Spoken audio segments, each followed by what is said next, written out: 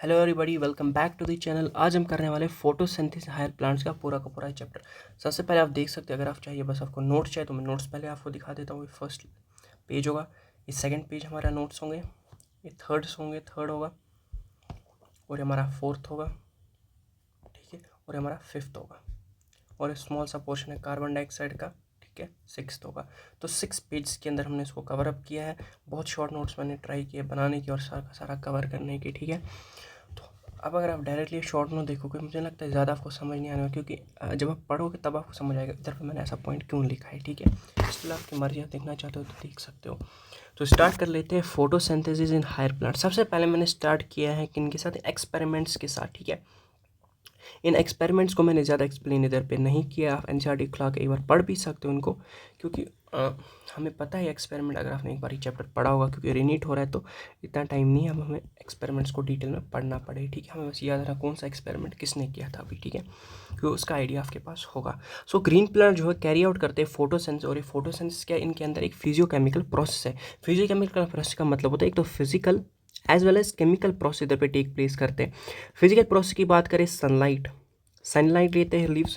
Chemical process की बात करें, कार्बन डाइऑक्साइड फिक्सेशन होता है, बाकी साइकिल परफॉर्म करते हैं, कैल्विन साइकिल हो गया, लाइट रिएक्शन हो गया, डार्क जिसको हम कहते हैं डार्क रिएक्शन हो गया, कैल्विन साइकिल। तो ये सारी चीज़ हो तो उसको कहते हैं केमिकल प्रोसेस। अभी हम देखेंगे उनके बारे में भी, ठीक है। अब अर्ली एक्सपेरिमेंट्स में हम बताते हैं, जोसेफ प्रिस्लिन जो है उसने क्या किया था, डिस्कवर किया था ऑक्सीजन प्रेजेंट होता है एयर के अंदर इन 1774 के अंदर। और साथ में 1770 में उसने एक्सपेरिमेंट्स कुछ परफॉर्म किए थे, जिसके अंदर इन्हें जार लिया था, एक बार कैंडल लिया था और एक बार चूहा लिया, तो उसने देखा चूहा मर गया। दूसरी बार इसने क्या किया, देखा यहाँ पर चूहा मर गया। दूसरी बार इसने एक प्लांट ले लिया, एक कैंडल ले लो, एक चूहा ले, और उसने देखा ये जिंदा रह रहे थे। ऐसा कि इसने देखा कि जो प्लांट्स है वो ऑक्सीजन कंटिन्यूसली सप्लाई करते जा रहे, जो कार्बन डाइऑक्साइड प्रोड्यूस हो रहा है बाई माउस, और जो कैंडल की वजह से कार्बन डाइऑक्साइड प्रोड्यूस हो रहा है वो कौन ले रहा है, it is taken by the plant, वो और प्लांट के टर्न दे रहा है ऑक्सीजन, तो ज़्यादा देर तक वो जिंदा रहे, ठीक है। तो कैंडल जार हो गया, माउस प्लांट, कौन से प्लांट का यूज़ किया, दैट इज मिंट प्लांट। आपको याद रखना है कौन से प्लांट का इस्तेमाल यहाँ पर हुआ, ठीक है। तो इसने रिवील किया importance of air in growth of plants की, ग्रोथ के लिए इंपॉर्टेंस ऑफ एयर कितना होता है, ऑक्सीजन की इंपॉर्टेंस, हम कार्बन डाइऑक्साइड इंपॉर्टेंस कितनी होगी, ये चीज़ ने बताया। फिर होगा जैन इंगन हाउस ने जो है क्या परफॉर्म किया एक्सपेरिमेंट, उसने बताया कि उसने बताया जो सनलाइट होती है वो एसेंशियल होती है प्लांट्स के लिए बहुत ज़्यादा, ठीक है, बिल्कुल। ऑल्सो उसने बताया कि जो एक्वाटिक प्लांट्स हैं उनके अंदर उसने एक्सपेरिमेंट परफॉर्म किया। इसने देखा जो एक्वाटिक प्लांट्स बहुत डीप में रह रहे हैं, लेकिन जहाँ पर लाइट अच्छे से पड़ रही है वहाँ पर कुछ बबल्स इसको दिख रहे थे। क्या देख रहे थे, बबल्स।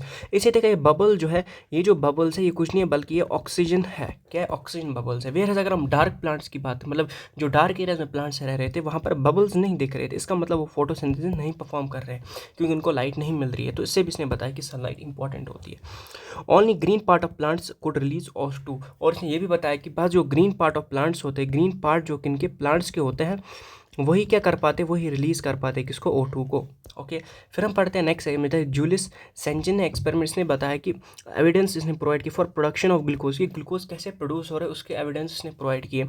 लेटर स्टडीज में ये बताया कि जो क्लोरोफिल है वो लोकेट होता है क्लोरोप्लास्ट, मतलब क्लोरोप्लास्ट के अंदर प्रेजेंट होता है क्लोरोफिल, या फिर उसने ऐसे बताया जो क्लोरोफिल है वो प्रेजेंट होता है is located in special bodies, और इन स्पेशल बॉडीज का लेटर हमने क्या नाम दिया, इन स्पेशल बॉडीज का हमने लेटर नाम दे दिया क्लोरोप्लास्ट। जो ग्रीन पार्ट होता है वहीं पर जो होता है ग्लूकोज फॉर्म होता है, green part where glucose is form, green part plant का जो होता है वहीं पर ग्लूकोज हमारा फॉर्म होता है।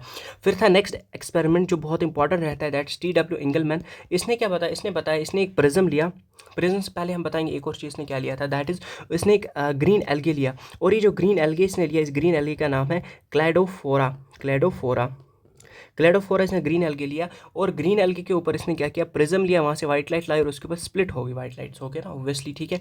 स्प्लिट हो गई तो हम बताएंगे विब्ग्योर स्प्लिट होगा, VIBGY और ऐसे स्प्लिटेशन हमें देखने को मिलेगा, violet, indigo, blue, green, yellow, orange, red, हमें पता है, ठीक है, स्प्लिट हो गई लाइट्स। अब इसको देखना था किस लाइट पे ज़्यादा फोटोसिंथेसिस परफॉर्म कर रहा है, ये ग्रीन एल्गी, ये जो क्लेडोफोरा इसने लिया था, क्लेडोफोरा जो इसने लिया था, ये याद रखना, ग्रीन एल्गी दैट्स क्लेडोफोरा लिया था, ये कहाँ पर फोटोसिंथेसिस ज़्यादा कर रहा है, इसको यही देखना था। तो फोटोसिंथेसिस वहाँ पर ज़्यादा होता है जहाँ पर O2 का रिलीज ज़्यादा होगा। अब कैसे इसको नहीं चेक किया, इसने क्या किया, इसने यूज़ किया एरोबिक बैक्टीरियाज। एरोबिक बैक्टीरिया क्या होता है? ऐसे बैक्टीरिया जो ऑक्सीजन का यूज़ करते हैं फोटो से ग्रो करते हैं, ठीक है। तो इनने क्या किया, इनने देखा कि ये जो एरोबिक बैक्टीरिया ये ज़्यादातर किस रीजन में थे? रेड और ब्लू रीजन में प्रेजेंट थे। तो अगर ये रेड और ब्लू रीजन में ज़्यादा प्रेजेंट थे कि मतलब वहाँ पर ऑक्सीजन की अवेलेबिलिटी इनको ज़्यादा मिल रही थी, दैट्स वाई वहाँ पर ये ग्रो कर रहे थे। तो उधर पे ही फोटोसिंथेसिस ज़्यादा हो रहा था भाई, ग्रीन एल्गी वहीं पर फोटोसिंथेसिस भी ज़्यादा कर रहे थे उस रीजन के अंदर। तो इन्हें यही बताया कि जो ब्लू और रेड लाइट है वहाँ पर जो होता है फोटोसिंथेसिस ब्लू और रेड लाइट के अंदर ज़्यादा करते हैं प्लांट्स, ठीक है। ओके, फिर हमारे पास आता है नेक्स्ट एक्सपेरिमेंट, देख लेते हैं कि जो कॉर्नेलियस वैन नील है इसने एक हम बता सकते हैं माइलस्टोन कंट्रीब्यूशन दिखाया। किसमें कंट्रीब्यूशन दिखाया? फोटोसिंथेसिस में। कैसे? ये एक माइक्रोबायोलॉजिस्ट है, आपको पहले याद रखना है। उसने बताया कि जो फोटोसिंथेसिस होता है ये बहुत ही लाइट ही डिपेंडेंट होता है, वो लाइट के ऊपर ही डिपेंड करता है। एक हमने यहाँ पर बोला सनलाइट और यहाँ पर ये बता रहा है लाइट, तो इसने भी आगे जाकर बताया कि लाइट के ऊपर डिपेंडेंट रहता है। लाइट नहीं होगी तो फोटोसिंथेसिस नहीं परफॉर्म करेगा। कैसे इसने बताया? इसने स्टडी किया पर्पल और ग्रीन बैक्टीरिया, इनको याद रखना। एक तो इसने पर्पल और ग्रीन बैक्टीरिया को स्टडी किया, ठीक है, बैक्टीरिया को स्टडी किया। फिर हम बताते हैं इसने एक रिएक्शन दी, इसने बताया कि H2A हमारे पास क्या होगा? H2A हमारे पास ए यहाँ पर कोई भी कंपाउंड हो सकता है या ऐसा कोई कंपाउंड है जिसके साथ हाइड्रोजन जुड़ा है, वो जब कार्बन डाइऑक्साइड के साथ रिएक्ट कर पाएगा इन प्रेजेंस ऑफ लाइट तो फॉर्म करेगा 2A मॉलिक्यूल। इसका क्या होगा? इसका होगा ऑक्सीडेशन। इसका H2 रिलीज आउट हो जाएगा तो किसके साथ मिलेगा? इसके साथ। इसका क्या होगा? रिडक्शन CO2 का, तो फॉर्म करेगा CH2O प्लस H2O। और यही जो CH2 है ये हमारे पास क्या होता है? ये इधर पे इंपेरिकल फार्मूला क्यों ना, क्या देखिए ना, इंपेरिकल फार्मूला। अगर हम इसको 6 से पूरे रिएक्शन को मल्टीप्लाई करेंगे तो हमें क्या देखने को मिलेगा? ये बन जाएगा C6H12O6 बन जाएगा, ठीक है ना। बिल्कुल आगे देखेंगे हम, ठीक है।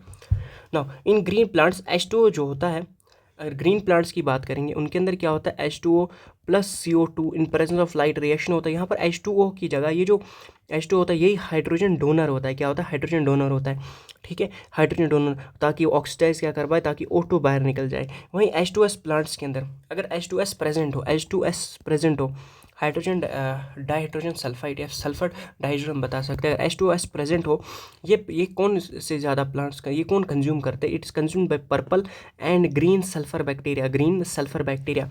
पर्पल और ग्रीन सल्फर बैक्टीरिया इसका यूज़ करते हैं क्योंकि ये इसी H2S से क्या करते हैं? हाइड्रोजन को लेते। हाइड्रोजन का लिया तो प्रोडक्ट क्या हमारे पास बन जाएगा? या तो सल्फर एस बन जाएगा या फिर बन जाएगा सल्फेट, SO42 नेगेटिव को हम कहते हैं सल्फेट। दोनों में से एक प्रोडक्ट बनेगा। तो ऑक्सीडेशन प्रोडक्ट जो हमारे पास बनेगा दैट विल बी सल्फर या फिर SO42 नेगेटिव, क्योंकि इसी का ऑक्सीडेशन हो गया। तो ऑक्सीजन हो गया मतलब रिमूवल ऑफ H2 हो गया, तो बचा क्या? सल्फर और SO42 negative and not O2। याद रखना इनके अंदर O2 फॉर्म नहीं होता है। जैसे इसके अंदर हमने देखा अगर H2A कोई कंपाउंड ले रहे हैं इसके अंदर भी O2 फॉर्म नहीं हो रहा है जब तक ये O ना हो, ठीक है। देयरफॉर फ्रॉम H2O, इसका मतलब हमारा जो ऑक्सीजन है वो H2O से ही हमारा ऑक्सीजन ऑब्टेन होता है। अगर H2O की जगह और कुछ ले रहा तो O2 हमारे पास नहीं मिलेगा टू ऑब्टेन प्लांट्स, ठीक है, बिल्कुल। तो ओवरऑल इसने क्या दिया था? फोटोसिंथेसिस प्रोसेस क्या दिया था? 6 time carbon dioxide 12 times water gives a C6H12O6 6 time H2O plus O2, ठीक है। तो इसने यही बताया कि जो ग्लूकोज है ये हमारा ग्लूकोज होगा, C6H12O6 ही हमारा क्या होगा? ग्लूकोज, ठीक है। इसका एविडेंस ने यहाँ पर दे दिया। It was proven by using radio isotope technique का यूज़ करते हुए ये हमने प्रूव किया था, ठीक है। अब इतना याद रखना होता है, इतना डिटेल में नहीं पढ़ना है इसको, बस इतना याद रखो, थोड़ा आइडिया रखो, ठीक है। सो नाउ देख ले where does photosynthesis take place. अब ये फोटोसिंथेसिस हम देख रहे हैं कहाँ पर टेक प्लेस करता है ये भी पता होना चाहिए। लीव्स ऑफ मीजोफिल सेल्स, जो देखें हमारे पास लीव्स होता है, लीव्स के अंदर कुछ ऐसे ओवल शिफ्ट सेल्स होते हैं, ओवल शिफ्ट सेल्स को हम कहते हैं मीजोफिल सेल्स। अब इन मीजोफिल सेल्स के अंदर प्रेजेंट होते हैं क्लोरोप्लास्ट।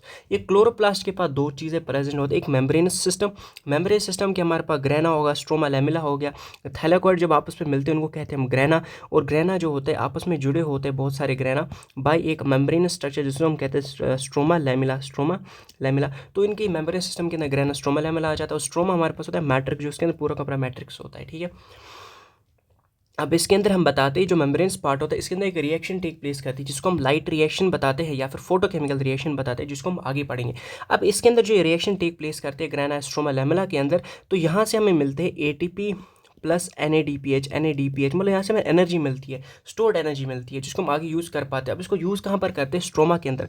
स्ट्रोमा के अंदर क्या होता है, एक एंजाइमेटिक रिएक्शंस होती है। क्या होता है, एंजाइमेटिक रिएक्शंस होती है, जहाँ पर इसका यूज़ किया जाता है किनका, एटीपी और एनएडीपीएच का। अभी पढ़ेंगे आगे कैसे यूज़ होता है सारा, ठीक है।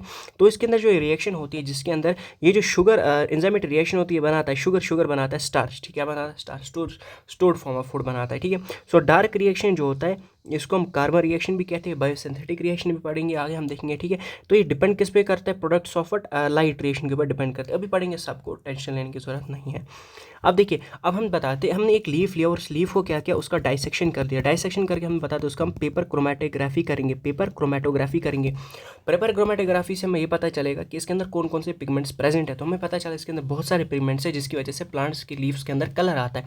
कहीं कहीं हमें लीव्स के अंदर देखने को मिलते हैं, कहीं ग्रीन कलर्स होते हैं, कोई लीव्स जो होते हैं येलो कलर होते हैं। तो अलग अलग कलर्स के हमें लीव्स देखने को मिलते हैं, ठीक है। या फिर कोई कभी कभी क्या होता है, एक लीफ के अंदर बहुत सारे कलर्स होते हैं। तो ये किसकी वजह से होती है, it is due to what, these colors, that's violet, indigo, blue, green, yellow, orange, red। अब हम बताते हैं इसके अंदर हो सकता है क्लोरोफिल ए भी प्रेजेंट होता है, पिगमेंट बी भी होता है, ज़ैंथोफिल, कैरोटीनॉइड। इन चार पिगमेंट्स के मिक्सचर की वजह से लीफ के अंदर कलर आ जाता है, ठीक है।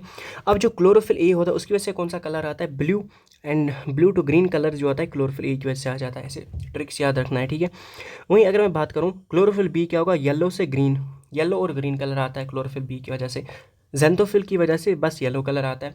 वहीं अगर कैरोटीनॉइड्स की बात करें, एक तो येलो आ जाएगा, येलो के साथ क्या आ जाएगा, येलो ऑरेंज, ठीक है। तो कैसे याद रखना है, विब GY और विबग्योर। तो याद रखना है ब्लू ग्रीन किसके अंदर होगा, क्लोरोफिल ए के अंदर, बस याद रखना है ब्लू ग्रीन। और येलो होगा हमारे पास ज़ैंथोफिल्स के अंदर, फिर येलो से वापस ग्रीन जाएंगे, ये होगा हमारे पास क्लोरोफिल बी का होगा।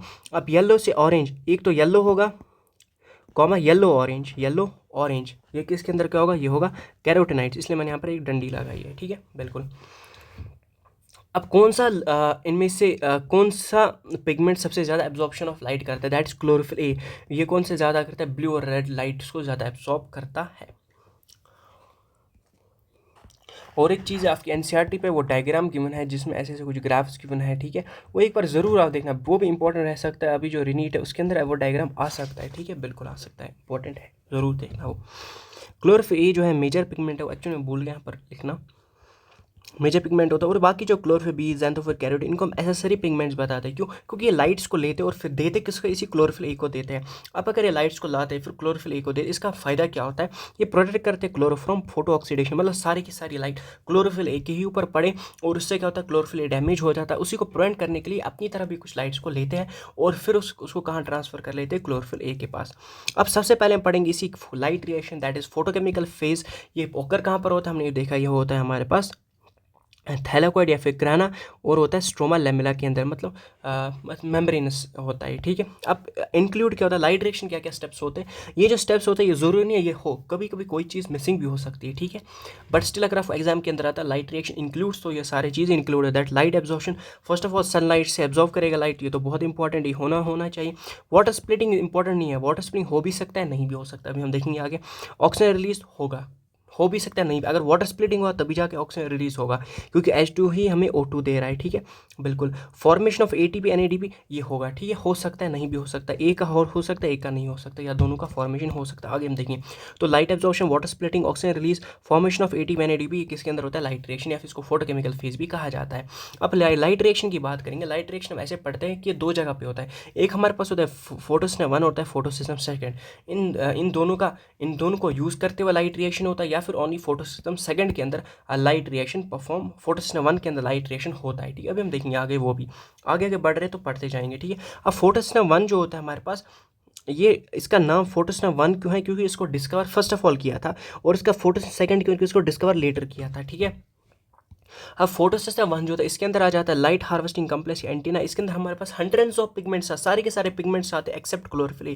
क्लोरोफिल ए जो आता है वो एक उसको कहते हैं रिएक्शन सेंटर, रिएक्शन सेंटर में जो है क्लोरोफिल ए आ जाता है, और एब्जॉर्ब क्या कर पाता है, मैक्सिमम ऑफ 700 नैनोमीटर की वेवलेंथ, तभी इसको नाम रखा है फोटोसिस्टम 1। तो उसको हम बता सकते हैं P700 की वेवलेंथ एब्जॉर्ब कर सकते हैं, 700 वेवलेंथ एब्जॉर्ब कर सकता है, ठीक है, इसलिए उसको हम फोटोसिस्टम 1 को P700 भी कहते हैं, ठीक है। ओके, तो मतलब ऐसे लाइट हार्वेस्टिंग कम्प्लेक्स जो कहेंगे, लाइट हार्वेस्टिंग कम्प्लेक्स यहाँ पर पिगमेंट्स ऑफ क्या होंगे हमारे, पिगमेंट्स ऑफ प्रोटीन्स और बीच में हमारा होगा रिएक्शन सेंटर। इसी रिएक्शन सेंटर के अंदर क्लोरोफिल ए होगा, क्योंकि फोटो सिस्टम 1 है तो उसके पास 700 नैनोमीटर एब्जॉर्ब करने की वेवलेंथ मैक्सिमम कैपेसिटी होगी। फोटोसिंथेसिस सेंटर लेटर डिस्कवर हुआ था, इसके अंदर लाइट हार्वेस्टिंग कम्प्लेक्स एंटीना कहा जाता है, इसी के अंदर सेम होगा लेकिन बस क्लोरोफिल एब्सेंट होगा, वहीं रिएक्शन सेंटर में क्लोरोफिल प्रेजेंट होगा। डिफरेंस इतना ही है कि इसके अंदर मैक्सिमम जो है 680 नैनोमीटर की लाइट को एब्जॉर्ब कर पाएगा। ठीक है, चलिए अब हम देख लेते हैं electron transport system, electron transport system की बात करेंगे। ठीक है, अब देखिए ये जो हम पढ़ेंगे ये वाला, ये हमारे पास होगा, इसके अंदर दोनों के अंदर इस लाइट रिएक्शन के अंदर दोनों के दोनों फोटो सिस्टम 1 और फोटो सिस्टम 2 टेक प्लेस कर रहे हैं, दोनों के दोनों रोल प्ले अपना कर रहे हैं। कैसे कर रहे हैं, लाइट पड़ रही है किसके ऊपर, सबसे पहले ये क्या है, फोटो सिस्टम 1 है तो इसका लाइट हार्वेस्टिंग कम्प्लेक्स है, लाइट हार्वेस्टिंग कम्प्लेक्स के अंदर यहाँ पर क्लोरोफिल ए होगा जिसको हम कहते हैं रिएक्शन सेंटर। तो ये फोटो सिस्टम 1 सिस्टम 2 है, सॉरी, लाइट गिरेगी कितनी, मैक्सिमम बताते हैं 680 नैनोमीटर की। इसके ऊपर लाइट की तो फोटो इलेक्ट्रिक इफेक्ट होगा, इलेक्ट्रॉन चलेगा कहाँ की तरफ, इलेक्ट्रॉन एक्सेप्टर होगा, वो इलेक्ट्रॉन्स को लेगा, उसके बारे में आगे देखेंगे कौन सा इलेक्ट्रॉन एक्सेप्टर होगा। ठीक है, आगे चलेगा वो डायरेक्टली जाएगा इलेक्ट्रॉन ट्रांसपोर्ट सिस्टम के अंदर, इलेक्ट्रॉन ट्रांसपोर्ट सिस्टम के अंदर इलेक्ट्रॉन्स ट्रांसफर होंगे कहाँ पर, वापस फोटो सिस्टम 1 के अंदर। अब फोटो सिस्टम 1 पे हो क्या रहा है समझना, उसके ऊपर भी लाइट गिरेगी, कितनी वेवलेंथ थी, 700 नैनोमीटर। तो यहाँ से फोटो इलेक्ट्रिक इफेक्ट हो रहा है, लेकिन साथ में इसका जो इलेक्ट्रॉन है वो वापस आ रहा है, कहाँ से, फोटो सिस्टम 1 के जरिए इसके ऊपर, सेकंड के जरिए इसके ऊपर इलेक्ट्रॉन वापस आ रहा है। ठीक आ गया, इसके अंदर भी सेम होगा, इलेक्ट्रॉन एक्सेप्टर की तरफ इलेक्ट्रॉन जाएगा। अब ये छोड़ना भी पड़ेंगे यहाँ पर। ठीक है, ओके, अब जैसे यहाँ पर इलेक्ट्रॉन एक्सेप्टर से जाया इलेक्ट्रॉन ट्रांसपोर्ट सिस्टम, अब इलेक्ट्रॉन ट्रांसपोर्ट सिस्टम से क्या होगा, यहाँ पर ATP का फॉर्मेशन होगा। ओके, इलेक्ट्रॉन यहाँ से यहाँ तक जंप किया तो इसको कहेंगे, इधर पे क्या हुआ, अपहिल हो गया, इलेक्ट्रॉनिक जंप की अपहिल हो गया। वहीं यहाँ से इलेक्ट्रॉन ट्रांसपोर्ट की तरफ जा रहा है, इसको कहेंगे डाउनहिल हो गया, डाउनहिल ऑफ इलेक्ट्रॉन का डाउनहिल मूवमेंट होगा। ठीक है, तो यहाँ से इलेक्ट्रॉन एक्सेप्टर की तरफ जाए, लेकिन यहाँ पर क्या होगा, वापस इलेक्ट्रॉन्स आ गए। ठीक है, इलेक्ट्रॉन वापस आए तो इधर पे इलेक्ट्रॉन्स को वापस मिल गए। ठीक है, कोई भी कमी नहीं हुई। इलेक्ट्रॉन एक्सेप्टर से जाता है फेराडॉक्सिन, इसको कहते हैं फेराडॉक्सिन, फेराडॉक्सिन से जाता है फेराडॉक्सिन NADP रिडक्टिव, इसको कहते हैं फेराडॉक्सिन NADP रिडक्टिव। NADP रिडक्टिव से याद रखें, इधर पे NADPH फॉर्मेशन होगा, मतलब NADP positive plus H positive मिल जाएगा तो NADPH बनेगा यहाँ पर। ठीक है, अब यहाँ पर देखिए, यहाँ पर इलेक्ट्रॉन्स की कमी होने लगी, क्यों, क्योंकि इलेक्ट्रॉन ऊपर देता गया इलेक्ट्रॉन एक्सेप्टर को, यहाँ पर तो मिल रहा था वापस इलेक्ट्रॉन, ये इसको इलेक्ट्रॉन इसको दे रहा है, लेकिन इसको तो नहीं मिल रहा है, तो ये क्या करेगा, यहाँ पर इसको पता है मुझे वाटर भी प्रेजेंट है यहाँ पर, ये वाटर को क्या करेगा, स्प्लिशन हो जाएगा वाटर का। तो यहाँ से 4H पॉजिटिव 4 इलेक्ट्रॉन्स और O2 का रिलीज होगा, तो यहीं पर इसलिए हमें पता चलता है कि वाटर से ही स्प्लिटिंग हो जाती है। ठीक है, वो स्प्लिटिंग वाटर से हमें ऑक्सीजन मिलता है, अगर वाटर स्प्लिटिंग हो तो भी जाकर ऑक्सीजन का ये होगा। ठीक है, तो यहाँ से इलेक्ट्रॉन्स को वापस मिल जाते हैं, तो इसी तरह एक साइकिल चलता जाता है, तो उसको हम कहते हैं ये एक नॉन साइक्लिक प्रोसेस है, क्योंकि इलेक्ट्रॉन्स इसको वापस नहीं मिल रहे। तो ये क्या, एक तो नॉन साइक्लिक प्रोसेस है, और इधर पे लाइट का यूज़ हो रहा है, मतलब फोटो प्रोसेस है, और यहाँ पर क्या होता है, फॉस्फोराइलेशन, मतलब एडिशन ऑफ फॉस्फेट हो रहा है, यहाँ पर भी हो रहा है। यहाँ पर हम देख सकते हैं हाइड्रोजन एडिशन होता है, तो हम बता सकते हैं फोटो फॉस्फोराइलेशन होता है, तो फोटो फॉस्फोराइलेशन होता है, तो therefore it is non cyclic photo phosphorylation. ये हमारे पास पहला होगा लाइट रिएक्शन का। ठीक है, ओके, तो साइक्लिक ये होगा हमारे पास नॉन साइक्लिक फोटो फॉस्फोराइलेशन। तो इससे हमें ये भी याद रखना है कि जो लाइट रिएक्शन होता है दो होते हैं, एक होता है non cyclic photo phosphorylation, second होगा साइक्लिक फॉस्फोराइलेशन। साइक्लिक फॉस्फोराइलेशन हम आगे पढ़ेंगे, बहुत ईजी है। ठीक है, पढ़ेंगे आगे। ठीक है, अब यहाँ पर आप देखोगे एक चीज़ आपको अगर नज़र पड़ रही होगी, यहाँ से मैंने कुछ ऐसा ग्राफ जैसे इसको दिखाया, तो इसको समझना। यहाँ पर मैंने दिखा एनर्जी क्या हो रहा है, ऊपर की तरफ एनर्जी कैसे बढ़ रही है, तो यहाँ से देखिए, यहाँ से एनर्जी बहुत ज़्यादा थी, यहाँ की एनर्जी इसको इलेक्ट्रॉन को मिली। अब इलेक्ट्रॉन को जैसी एनर्जी मिली,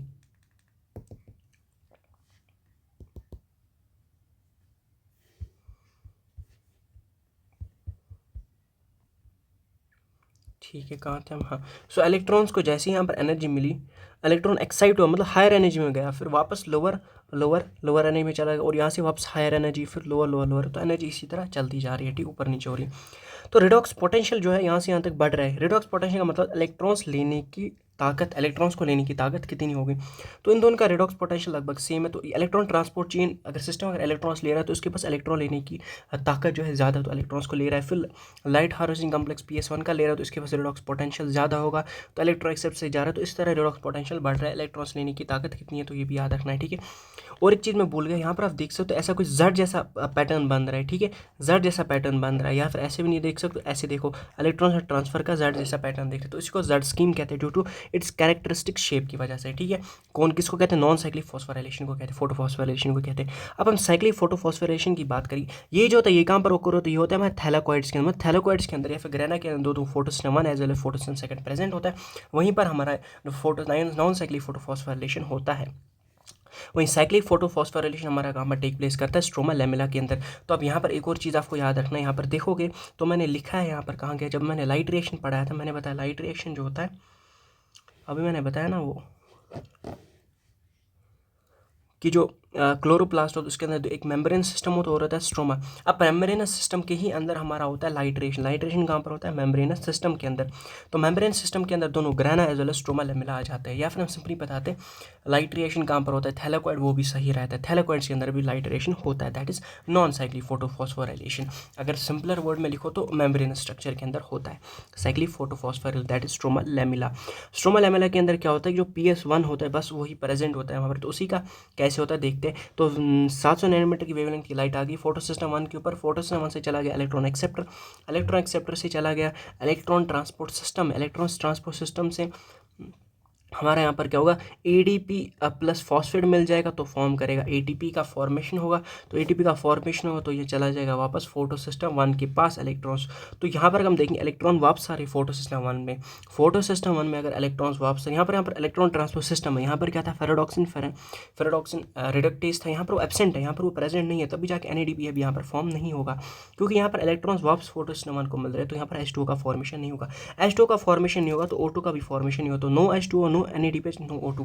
स्टिल ये हमारे पास एक लाइट रिएक्शन कहते हैं। तो इसलिए मैंने बताया था अगर वाटर स्प्लिटिंग नहीं होगा तो O2 का फॉर्मेशन भी होगा, तभी जाके हम बताएंगे कि NADP का फॉर्मेशन भी नहीं होगा। तो इसको भी हम लाइट रिएक्शन कहते हैं, तो उसको हम साइक्लिक फोटोफॉस्फोराइलेशन कहते हैं। चलिए आगे बढ़ते हैं। तो नोट करना है next point, photosystem second is located on inner side of the membrane of thylakoid. Inner side पे लोकेट होता है कौन, photosystem second. Now light reaction takes place in thylakoid, से कन्फ्यूजन रहता है, एनसीईआरटी में डायरेक्टली लिखा होता है, but means entire thylakoid membrane system include grana और स्ट्रोमा लैमेला इसके अंदर आ जाते हैं। आपको याद रखना है अगर कन्फ्यूजन हो आपको, ठीक है सर ये कैसे लाइट रिएक्शन होगा, क्योंकि जो साइक्लिक फॉस्फोराइलेशन है तो वो तो स्ट्रोमा लैमेला में आता है। तो याद रखना है वो भी हमारे पास क्या होता है, मेम्ब्रेन सिस्टम का पार्ट होता है, जो हमने देखा ग्रेना और स्ट्रोमा लैमेला। या फिर वो थैलेकॉइड मेम्ब्रेन बताया जो, तो मेम्ब्रेन इसके अंदर स्ट्रोमा लैमेला का मेम्ब्रेन इंक्लूड होता है इसके अंदर, ठीक है। तो साइक्लिक और नॉन साइक्लिक फोटोफॉस्फोराइलेशन में क्या याद और रखना है कि मेम्ब्रेन और लैमेला ऑफ द ग्रेना है बोथ PS1 और PS2 प्रेजेंट होता है। मेम्ब्रेन और लैमेला ऑफ व्हाट, ग्रेना के ऊपर दोनों के दोनों PS1 और PS2 प्रेजेंट होते हैं। वहीं स्ट्रोमा लैमेला के पास बस PS1 प्रेजेंट होता है, PS2 लैग करता है, और as well as NADP reductase enzyme भी एब्सेंट होता है, तभी जाके NADP नहीं फॉर्म होता है। अब देखते हैं कीमियो ऑस्मोटिक हाइपोथेसिस। इसमें हम देखेंगे इलेक्ट्रॉन्स का एक्चुअली ये जो नॉन साइक्लिक फॉस्फोराइलेशन होता है इसके अंदर कैसे इलेक्ट्रॉन्स का ट्रांसफर होता है, ठीक है। इलेक्ट्रॉन ट्रांसफर सिस्टम को थोड़ा डिटेल में इधर पे देखेंगे। तो देखिए क्या हो रहा है, ये जो मैंने बनाया ये हमारे पास क्या, दिस इज थैलेकॉइड, क्या है, थैलेकॉइड मेम्ब्रेन है। इसके अंदर ये जो जगह होगी इसको कहेंगे ल्यूमन, और ये जो बाहर की जगह होगा इसको हम कहेंगे स्ट्रोमा। क्या कहेंगे, स्ट्रोमा कहाँ जाएगा, ठीक है। अब हो क्या रहा है, फोटो सिस्टम सेकंड प्रेजेंट होगा हमारे थैलेकॉइड के इनर मेम्ब्रेन में प्रेजेंट होगा। ये क्या होगा, इनर मेम्ब्रेन पे प्रेजेंट होगा। तो लाइट आ गई, गिर गई उसके ऊपर, तो ये चला जाएगा। ये जो सारा का सारा ये हमारा क्या होगा, इलेक्ट्रॉन ट्रांसपोर्ट सिस्टम, या फिर हम कहेंगे इसको हम कहते हैं इलेक्ट्रॉन ट्रांसपोर्ट सिस्टम। ये हमारे पास होगा इलेक्ट्रॉन का एक्सेप्टर। तो एक्सेप्टर इलेक्ट्रॉन जो है कहाँ चला जाएगा, प्लास्टोक्विनोन। प्लास्टोक्विनोन के पास डायरेक्टली ये PQ के पास नहीं जाएगा। तो प्लास्टोक्विनोन क्या है, बोलेगा कि मुझे H+ दो। तो स्ट्रोमा से, स्ट्रोमा जो होता है क्लोरोप्लास्ट का, वहाँ से H+ लेगा और बन जाएगा PQ। अभी H+ ले रहा है, 2 H+ लेगा तो 2 इलेक्ट्रॉन्स को भी लेगा, तो 2 इलेक्ट्रॉन्स को लिया ऐसे तो बन गया PQH2। तो एक किस्म का हाइड्रोजन कैरियर जो होता है प्लास्टोक्विनोन, यही इलेक्ट्रॉन्स को लेता है। इलेक्ट्रॉन्स को लिया और इसने को दिया, साइटोक्रोम B6F को दिया, ठीक है। ये जो है इनर साइड ऑफ मेम्ब्रेन में प्रेजेंट होता है। क्या होता है, ये सारा का सारा इलेक्ट्रॉन ट्रांसफर सिस्टम होगा हमारे पास। इलेक्ट्रॉन्स का जहाँ जहाँ इलेक्ट्रॉन्स का ट्रांसफर हो तो उसको हम इलेक्ट्रॉन ट्रांसफर सिस्टम कहते हैं। तो ये सारा का सारा इलेक्ट्रॉन ट्रांसफर सिस्टम होगा हमारे पास, ठीक है। कंफ्यूज नहीं हो रहा इलेक्ट्रॉन ट्रांसफर सिस्टम क्या होता है, ठीक है। सिंपल इलेक्ट्रॉन ट्रांसफर सिस्टम का मतलब इलेक्ट्रॉन कहाँ कहाँ ट्रांसफर, उसी को कहते हैं इलेक्ट्रॉन ट्रांसपोर्ट सिस्टम। तो प्लास्टो इधर से गया, साइटोक्रोम B6 है। अब साइटोक्रोम B6 क्या है, ये भी इनर साइड ऑफ इधर पे लोकेटेड है, इनर साइड ऑफ मेम्ब्रेन पे लोकेटेड है। और ये जो प्लास्टोक्विनोन जो है ये लोकेटेड है आउटर साइड ऑफ मेम्ब्रेन। तो ये इनर, आउटर, ये इनर पे लोकेटेड है। और प्लास्टोसायनिन, इसको कहते हैं प्लास्टोसायनिन, ये भी लोकेटेड होता है इनर मेम्ब्रेन पे, ठीक है। अब देखिए प्लास्टोसायनिन में इलेक्ट्रॉन पूछा है, किसको दे रहा है, PS1 को। PS1 को इसने इलेक्ट्रॉन दिया। PS1 में क्या हो रहा है, हमें पता है ये हमारे पास नॉन साइक्लिक फोटोफॉस्फोराइलेशन है। तो आगे और इलेक्ट्रॉन ट्रांसपोर्ट सिस्टम नहीं होगा, बल्कि आगे हमारा फेराडॉक्सिन होगा। फेराडॉक्सिन जो होगा ये देगा इलेक्ट्रॉन फेराडॉक्सिन NADPH रिडक्टेज को। NADP रिडक्टेज क्या करेगा, इलेक्ट्रॉन लेके बना देगा NADPH, यहाँ पर NADPH का फॉर्मेशन होगा, ठीक है। और यहाँ से क्या होगा, और एक लाइट आ जाएगी PS1 की, हमें पता है 700 नैनोमीटर का, जो हमने देखा भी। अब दूर से क्या होगा, अगर हम देखेंगे स्ट्रोमा के अंदर H पॉजिटिव कंसेंट्रेशन कम होने लगेगी, ठीक है, H पॉजिटिव कंसेंट्रेशन कम होने लगेगी। और एक चीज़ यहाँ पर देखें, जो प्लास्टोक्विनोन है H2 है बन गया, इसने जैसे इलेक्ट्रॉन साइटोक्रोम B6F को दिया, ये जो प्लास्टोक्विनोन टूट जाता है तो हाइड्रोजन ये किसके अंदर छोड़ देता है, ल्यूमन।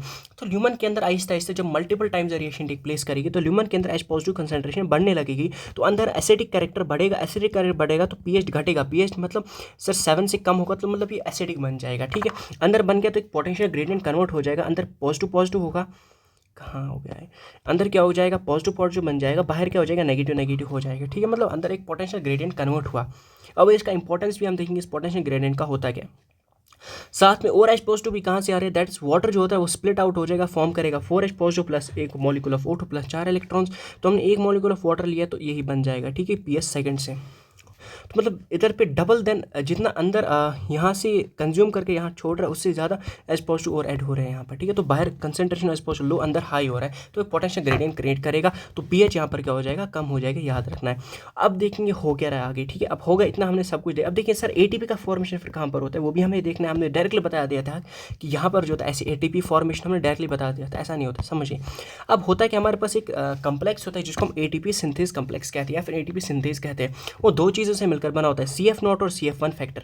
अब ये जो CF0 पार्टिकल और CF1 पार्टिकल होता है, समझना, जो CF0 पार्टिकल होता है ये प्रेजेंट होता है मेम्ब्रेन के ऊपर, थैलेकॉइड के मेम्ब्रेन के ऊपर प्रेजेंट होता है, और CF1 जो होता है आउटर साइड मेम्ब्रेन के प्रेजेंट होता है। अब ये जो हमारा CF0 और CF1 है, इनका समझते करते क्या, यहाँ पर मैंने लिखा भी होगा, ठीक है। पहले यहाँ पर देखते, अभी पढ़ेंगे इसको, थोड़ा पढ़ेंगे, पहले लिखा क्या है। NADP reductase is on stroma side of membrane में देख लिया, ठीक है। स्ट्रोमा साइड के मेम्ब्रेन की स्ट्रोमा साइड मतलब सॉरी ये वाला होगा, इधर पे प्रेजेंट होता है, ठीक है। इन ह्यूमन pH डिक्रीज होता है, आई एसिडिक कैरेक्टर एसिडिटी बढ़ जाती है। तो प्रोटॉन ग्रेडियंट अगर मैं बात करूँ, important as it break down leads to formation ATP। हाँ हमने देख लिया यहाँ पर क्या बन गया, प्रोटॉन ग्रेडियंट। बाहर की अंदर की तरफ ल्यूमन में पॉजिटिव कैरेक्टर पॉजिटिव बढ़ेगा, H पॉजिटिव प्रोटॉन बढ़ेंगे, बाहर की तरफ H पॉजिटिव कम होगा तो नेगेटिव आ जाएगा। तो ये जो प्रोटॉन ग्रेडियंट है किस लिए लगता है, important to break down leads to formation of ATP। मतलब इसका ब्रेक डाउन, अगर इस प्रोटॉन ग्रेडियंट को मैं तोड़ूंगा, अब अगर मैं इस प्रोटॉन ग्रेडियंट को तोड़ूंगा तो मुझे ATP का फॉर्मेशन होगा, देखेंगे कैसे, हाउ, ये तो क्वेश्चन है कैसे। फिर एज प्रोटॉन मूवमेंट जो होते हैं मेम्ब्रेन से स्ट्रोमा की तरफ जाते हैं। अब देखिए, अब प्रोटॉन यहाँ पर ज़्यादा होगा, अगर प्रोटॉन ग्रेडियंट को मुझे तोड़ना है तो मुझे H पॉजिटिव को मूवमेंट करवाना होगा यहाँ से बाहर की तरफ स्ट्रोमा के अंदर। स्ट्रोमा के अंदर कैसे मूवमेंट करवाऊंगा, थ्रू मेम्ब्रेन, मेम्ब्रेन से पास करके, ठीक है। We are transmembrane channel of CF0 at of the ATP synthase. अब इधर पे आप देख सकते हो यहाँ पर CF0 पार्टिकल है, ये जो CF0 पार्टिकल इस ATP सिंथेस का है, इसके पास, इसको हम बताते हैं इट्स ए ट्रांस मेम्ब्रेन, ये ट्रांस मेम्ब्रेन चैनल होता है। ट्रांस मेम्ब्रेन चैनल मतलब एक किस्म का मनी एक टनल जैसा, इसी को पता है ट्रांस मेम्ब्रेन, मेम्ब्रेन को पास होके चला जाता है, ठीक है, उसके अंदर होल एक किस्म का बनाता है, ठीक है। तो अब बताते हैं CF0 हमने बताया एक टनल जैसा होता है, ठीक है, टनल जैसा होता है। टनल जैसा होता है कि H पॉजिटिव को यहाँ से लाता है, H पॉजिटिव को लाया देता है किसको, CF1 को, आगे बढ़ते हैं, ठीक है। तो इसका काम यही होता है, ये CF0 को H पॉजिटिव को ट्रांसफर करवाता है, प्रोटॉन ग्रेडियंट को तोड़ता है, कैसे, मेम्ब्रेन के जरिए पास करवाता है ल्यूमन से स्ट्रोमा की तरफ H पॉजिटिव को, ठीक है। तो हमने देख लिया, ठीक है। ATP सिंथेसिस कंस्ट्रक्ट हमने देखा CF0 और CF1 पार्टिकल। अब जो CF1 पार्टिकल ही पोजेस करता है catalytic site for ATP synthesis, तो इसके पास क्या होता है, एक साइट होता है, इस साइट के यहीं पर क्या होता है, ATP सिंथेसिस होता है, कैटालिटिक साइट होता है, ठीक है, कैटालिसिस साइट होता है फॉर ATP सिंथेसिस के लिए। ATP सिंथेसिस वहीं पर होता है, protrudes outer surface of thylakoid, ठीक है। तो हमने देख लिया CF0 जो होता है एम्बेडेड थैलेकॉइड मेम्ब्रेन के अंदर प्रेजेंट होता है, फॉर्म्स ट्रांस मेम्ब्रेन चैनल जो फैसिलिटेट करता है डिफिशन ऑफ प्रोटॉन आउटर साइड में, ठीक है। अब देखिए, जैसे ही प्रोटॉन ग्रेडियंट का ब्रेकडाउन होगा, कन्फर्मेशन चेंज हो जाएगा CF1 पार्टिकल में, तो mix enzyme synthesis several molecule ATP। अब जैसे ही प्रोटॉन ग्रेडियंट का तोड़ना स्टार्ट हो जाएगा, वैसे ही CF1 जो है इसके अंदर क्या होगा, कन्फर्मेशन चेंज होगा, कन्फर्मेशन चेंज होगा, साथ में इसके ऊपर प्रेजेंट क्या है, ATP synthase catalyst site present है। तो उसकी वजह से होगा क्या, फॉर्मेशन ऑफ ATP होगा, कैसे, H पॉजिटिव बाहर चला जाएगा स्ट्रोमा के अंदर, तो ADP प्लस फॉस्फेट फॉर्म करेगा ATP, तो यहाँ पर ATP का फॉर्मेशन होगा बाय ATP सिंथेस, ठीक है, बिल्कुल। तो इतना ही था, ये ज़्यादा इसमें डिटेल में नहीं जाएंगे। नाउ अब हम बढ़ते हैं next, that dark creation of biosynthetic fish. अब देखिए यहाँ पर प्रोडक्ट हमें मिला के, यहाँ पर हमें मिला एक ATP और एक NADPH, 1 ATP प्लस 1 NADPH, ये हमें मिला, मतलब अगर हम एक नॉन साइक्लिक फोटोफॉस्फोराइलेशन की बात करेंगे, वहीं साइक्लिक फोटोफॉस्फोराइलेशन की बात करेंगे, वहाँ पर हमें बस एक एटीपी मिल रहा है। तो हम टोटल अगर हम दोनों को मिला के बताएं लाइट रेडिएशन के अंदर एटीपी, एक तो नॉन साइक्लिक साइक्लिक के अंदर हमारे पास 2 एटीपी फॉर्म होता है प्लस एक NADPH फॉर्म होता है। ठीक है, ओके। अब देखते हैं अब डार्क रिएक्शन या बायोसिंथेटिक फेज या कार्बन रिएक्शन जो कहते हैं, इसके अंदर होता है कि ये जो एसिमेट्री पावर्स हमें एटीपी और NADP मिले, उनको हम यूज़ करते हैं इस डार्क रिएक्शन के अंदर। ATP NADP are use in biosynthetic phase after World War second. थोड़ा एक पॉइंट है, इसको मैंने लिखा है कि आफ्टर वर्ल्ड वॉर सेकंड जो साइंटिस्ट ने यूज़ किया था रेडियो आइसोटोप, तो फॉर बेनिफिशियल यूज़ के लिए यूज़ किया था। ये radioisotope technique, radioisotopes को यूज़ किया था। कैसे? जो मेल्विन कैल्विन था उसने क्या किया, उसने एल्गल एल्गल जो है उसको फोटोसिंथेसिस करवाया इन्वर्ट नेम ऐसे बता सकते। जो मेल्विन कैल्विन था उसने क्या है, उसने रेडियो एक्टिव कार्बन 14 का यूज़ किया। C14 जो था वो रेडियो एक्टिव कार्बन का था, उसका यूज़ किया। और उसको यूज़ किसके अंदर किया, अलगल के अंदर, ताकि फोटोसिंथेसिस करवाया जाए। और उसके अंदर उसने ये देखा कि जो फर्स्ट कार्बन डाइऑक्साइड फिक्सेशन जो होता है प्रोडक्ट, वो हमें मिलता है 3 कार्बन ऑर्गेनिक एसिड होता है। 3 कार्बन मतलब 3 ऑर्गेनिक एसिड होता है एक, ठीक है। 3 कार्बन, दैट इज 3 कार्बन था, 3 PGA था। मतलब ऐसे प्लांट्स जिनके अंदर कार्बन 14 आइसोटोप प्रेजेंट हो, उनके अंदर 3 PGA हमें मिल रहा था। ही ऑल्सो वर्किंग किस पे इसने किया, कंप्लीट बायोसिंथेटिक पाथ के ऊपर इसने वर्क किया, और उसी को इसको कहा नाम दिया जाता है केल्विन साइकिल। तभी जाके जो डार्क रिएक्शन होता है इसको नाम दिया जाता है व्हाट, केल्विन साइकिल।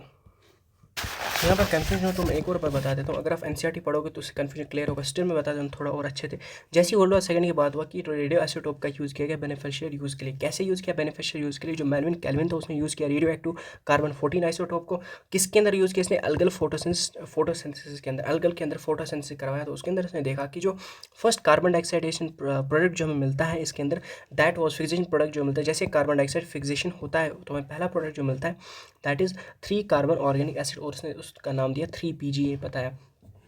और उसने स्टडी किया इसके ऊपर पूरे के पूरे बायोसिंथेटिक इसके ऊपर पाथ के ऊपर, तो इसलिए इसका नाम फिर केल्विन साइकिल भी दिया गया। तो हम डार्क रिएक्शन भी कहते हैं, डार्क रिएक्शन के साथ बायोसिंथेटिक फेज भी कहते हैं, या फिर केल्विन साइकिल भी कहा जाता है। स्पेशली अगर हम केल्विन साइकिल की बात करें, इसने किसने बताया था, C3 प्लांट्स के लिए बताया था। क्योंकि C3 प्लांट जो होता है, अभी हम देखेंगे ऐसे प्लांट्स होते हैं जिनके अंदर 3 फॉस्फोग्लाइसरिक एसिड बनता है, फर्स्ट कार्बन फिक्सेशन प्रोडक्ट बनता है। ओके, अब देखते हैं हम इसी को अनदर ग्रुप ऑफ प्लांट्स। एक प्लांट्स हमने देखा जिनको हम अनदर ग्रुप ऑफ प्लांट जो थे, एक प्लांट्स का ग्रुप था जिनके अंदर C3 जो 3 फॉस्फोग्लाइसरिक एसिड था वो स्टेबल प्रोडक्ट बन रहा था। पहला कार्बन डाइऑक्साइड प्रोडक्ट बन रहा था। कुछ प्लांट्स के अंदर जो बन रहा था फर्स्ट कार्बन फिक्सेशन प्रोडक्ट कौन सा बन रहा था, that is 4 carbon compound, that is oxalo acetic acid. उनको कहा गया C4 प्लांट्स। क्या कहा है उनको, C4 प्लांट्स।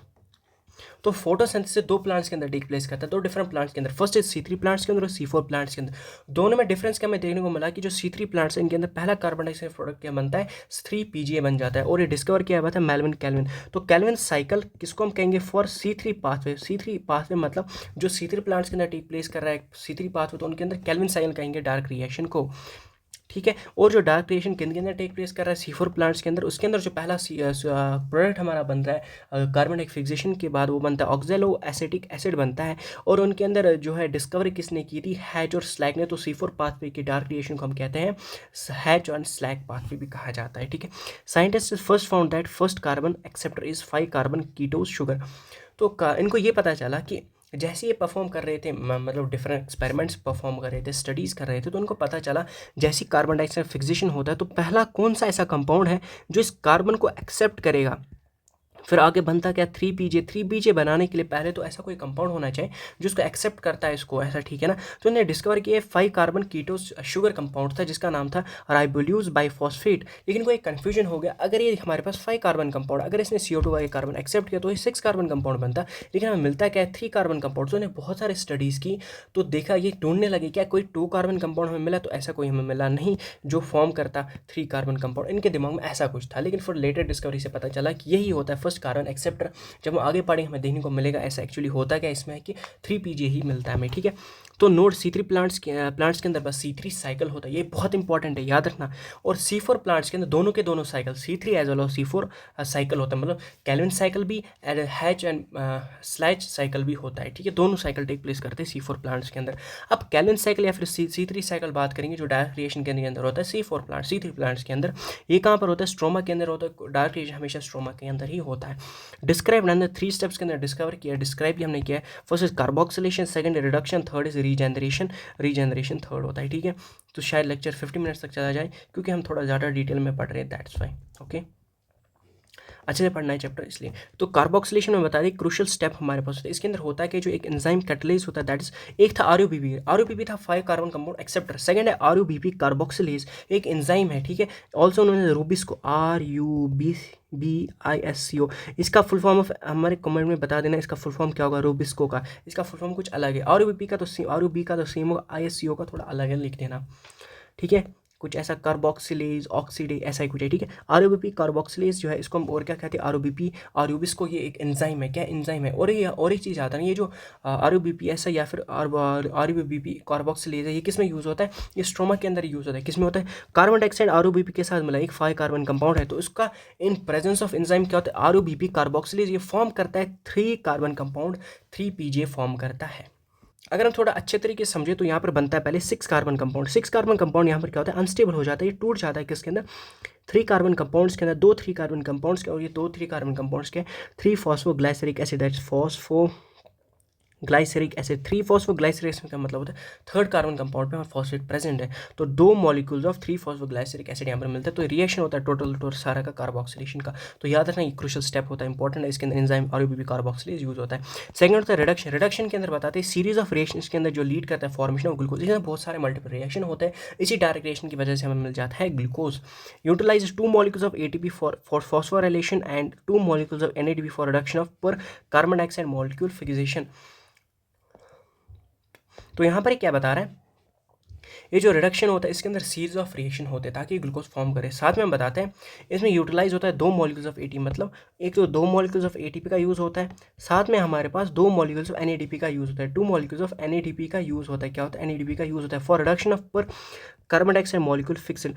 अब देखिए यहाँ से हमें मिला के यहाँ पर मिला 3 फॉस्फोग्लाइसरिक एसिड। अब 3 फॉस्फोग्लाइसरिक एसिड को फर्दर कन्वर्ट करने में, ग्लूकोज कन्वर्ट करने में, या फिर हमारे पास एक कार्बन डाइऑक्साइड को हम बता सकते हैं ऐसे ग्लूकोज कन्वर्ट करने में हमारे पास 2 ATP प्लस 2 NADP का यूज़ होता है, इतना आपको याद रखना है। तो आपको समझ आइए कि बता रहा है कार्बन डाइऑक्साइड, क्योंकि ये डायरेक्टली ले रहा है रिएक्शन को। यहाँ रिडक्शन इन हम बताते हैं पहले तो 3 फॉस्फोग्लाइसरिक एसिड बनेगा, इसका रिडक्शन होगा तो फॉर्म करेगा ग्लूकोज, ठीक है। तो कार्बन डाइऑक्साइड से हमारा डायरेक्टली हम बता रहे हैं ऐसा, अगर हम एक कार्बन डाइऑक्साइड लेंगे तो हमारे पास 2 ATP प्लस 2 NADPH बनेगा, तो उस इधर पे हमारे पास एक कार्बन बन जाएगा। तो इसी तरह अगर हमारे पास 6 कार्बन होंगे तो हमारे पास 6 कार्बन बनाएंगे तो हमारे पास एक ग्लूकोज मॉलिक्यूल बनेगा। तो एक ग्लूकोज मॉलिक्यूल बनाने के लिए हमारे पास 6 कार्बन चाहिए, मतलब 6 कार्बन डाइऑक्साइड का होना चाहिए, ऑक्सीडेशन होना चाहिए। उसके लिए हमारे पास कितने मॉलिक्यूल्स ऑफ ATP और NADP चाहिए, इसको मल्टीप्लाई 6 करेंगे तो 12 ATP चाहिए होंगे और 12 NADPH चाहिए होंगे, ठीक है। अगर एक मॉलिक्यूल ऑफ कार्बन डाइऑक्साइड को फिक्स करना है आगे जाके ताकि वो ग्लूकोज का फॉर्म कर पाए, मतलब एक से ग्लूकोज नहीं बनेगा, मतलब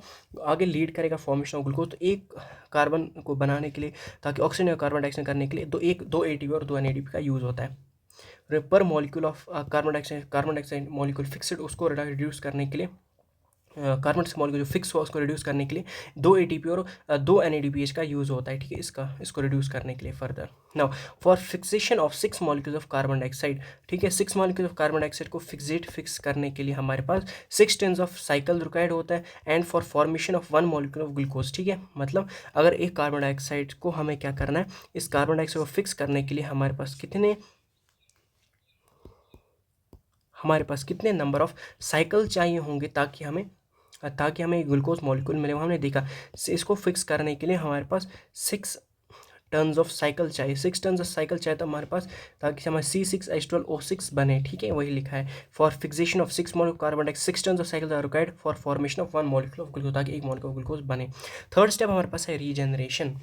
अभी आप डरना नहीं, हम NCERT का वो डायग्राम भी देखेंगे ताकि आपको अच्छे से समझ आए। रीजनरेशन के अंदर क्या होता है, इसके अंदर आरयूबीपी जो होता है, अब जो आरयूबीपी वहाँ पर हमने देखा कि आरयूबीपी क्या था, 5 कार्बन कंपाउंड था। इसका क्या होता है, अब रीजनरेशन होता है। कैसे इसका रीजनरेशन, इसमें यूज़ किया जाता है एक molecule of ATP for phosphorylation to form RuBP. अब आरयूबीपी का फॉर्म करने के लिए वहाँ पर और एक बार फॉस्फोराइलेशन होता है, वहाँ पर एक कंपाउंड हम एक्स सपोज बनता है, वो हम देखेंगे कौन सा, उसमें ऐड होता है फॉस्फेट, तो फॉर्म करता है वापस आरयूबीपी, और ये आरयूबीपी जो होता है रीजनरेट होता है। तो एक कार्बन कंपाउंड फाइनली बनाने के लिए हमारे पास 3 ATP 3 ATP। कैसे 3 ATP? एक तो 2 लग रहे हैं किसमें, कार्बोक्सिलेशन और रीजनरेशन रिडक्शन के अंदर 2 ATP लग रहे हैं। तो यहाँ पर 1 ATP तो हो गया 3 ATP और 2 NADPH वहीं पर लग रहे, तो अभी टोटल भी 2 ATP है।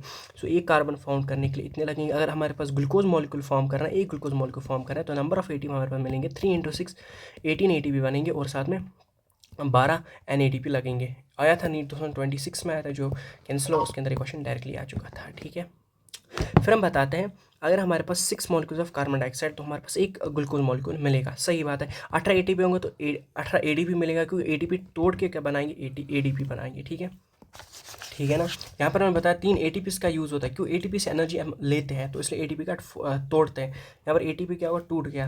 ATP का फॉर्मेशन कहाँ पर हो रहा है, तो ATP का फॉर्मेशन होता है स्लाइट रिएक्शन के अंदर, लेकिन यूटिलाइजेशन कहाँ पर होता है, डार्क रिएक्शन, वहाँ पर कंजप्शन हो रहा है। अभी देखेंगे, थोड़ा वेट कीजिए, 2 मिनट वेट कीजिए। ठीक है, तो 18 ATP और 2 NADP। अभी चलिए हम रिएक्शन की तरफ बढ़ते हैं।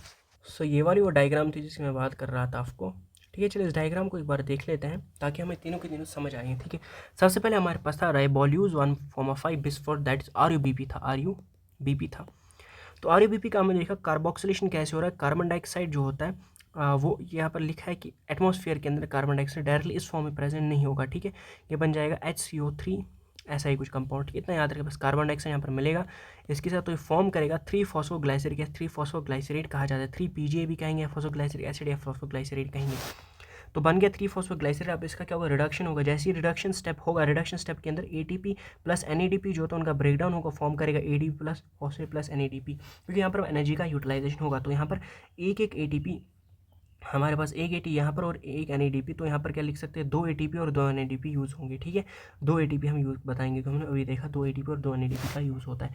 तो यहाँ पर बनेगा एक compound that is triphosphate, triosephosphate. After reduction जो कंपाउंड बनेगा उसको कहते हैं ट्रायोसफॉस्फेट। अब ट्रायोसफॉस्फेट और 3-फॉस्फोग्लाइसरेट में डिफरेंस क्या है, ये आपको याद रखना है। 3-फॉस्फोग्लाइसरेट के अंदर COOH फंक्शनल ग्रुप होता है और इसके अंदर एल्डिहाइड हमारे पास फंक्शनल ग्रुप होता है। The difference is only this. ठीक है, ओके। अब ये ट्रायस फॉस्फेट फर्दर क्या फॉर्म करेगा, स्टार्च, स्क्रोज, ग्लूकोज, सारा कुछ यही फॉर्म करेगा। अब ट्रायस फॉस्फेट से आगे हम बताते हैं, यहाँ पर रीजनरेशन होता है किसका, RUBP का। कैसे रीजनरेशन होगा, ATP का उसका यूटिलाइजेशन और होगा, फॉर्म करेगा ADP, तो यहाँ पर इसका रीजनरेशन वापस हो जाएगा। ठीक है, यहाँ पर जो हमें और एक कंपाउंड मिला जिसको कहते हैं राइबोल्यूज 5 बिसफॉस्फेट। ठीक है, उसके पास एक ही फॉस्फेट ग्रुप ऐड होता है।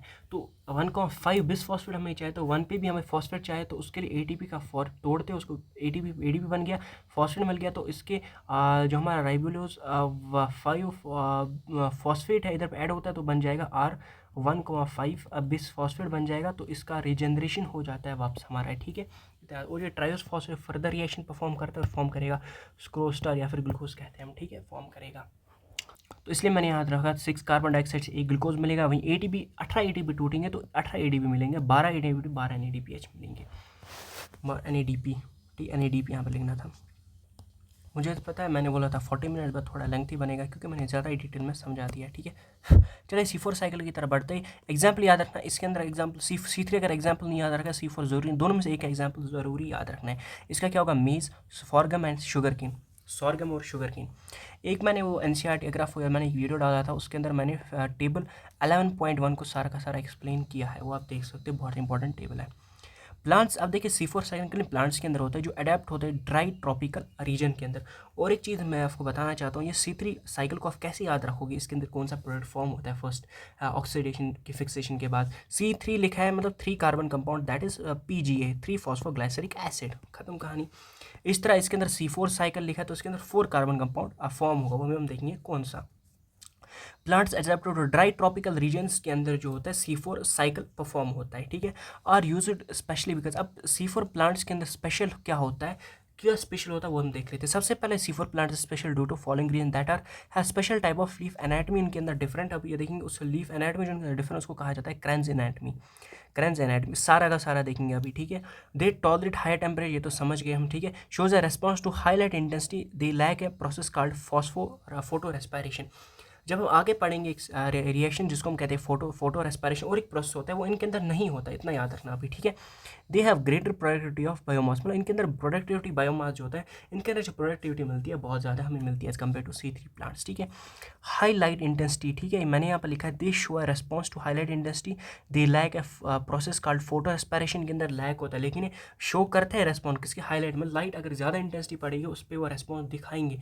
अगर ये चीज़ अभी नहीं समझ आ रहा है, अभी देखिए यहाँ पर जब हम पढ़ रहे हैं ना फैक्टर्स, एक्सटर्नल फैक्टर्स, वहाँ पर मैंने लाइट इंटेंसिटी को बड़े डिटेल में लिखा है, उसको हम अंडरस्टैंड करेंगे वहाँ पर, ठीक है। तो कुछ पॉइंट्स होते हैं यहाँ पर जो अभी यहाँ पर एक्सप्लेन नहीं किए जा रहे हैं, तो उसको हम आगे करते जाएंगे। अब देखिए लीफ एनाटमी मतलब इनके अंदर क्या होता है, इनके अंदर क्रैंस एनाटमी होती है। क्रैंस का मतलब होता है व्रेडेथ, तो इसका मतलब क्या है, इनके अंदर जो बंडल शीट सेल्स होते हैं बहुत ज़्यादा लार्ज होते हैं, मतलब इनके अंदर जो वेस्कुलर बंडल होगा इसके ऊपर मल्टीपल सिवरल सेल्स प्रेजेंट हो, लेयर्स प्रेजेंट, जो हम कहते हैं बंडल शीट सेल्स, वो तो उसके अंदर ही प्रेजेंट हो, लेकिन उनके C3 प्लांट्स के अंदर ही प्रेजेंट हो, लेकिन C3 प्लांट्स के अंदर वो इतने स्पेशलाइज नहीं होंगे, ठीक है।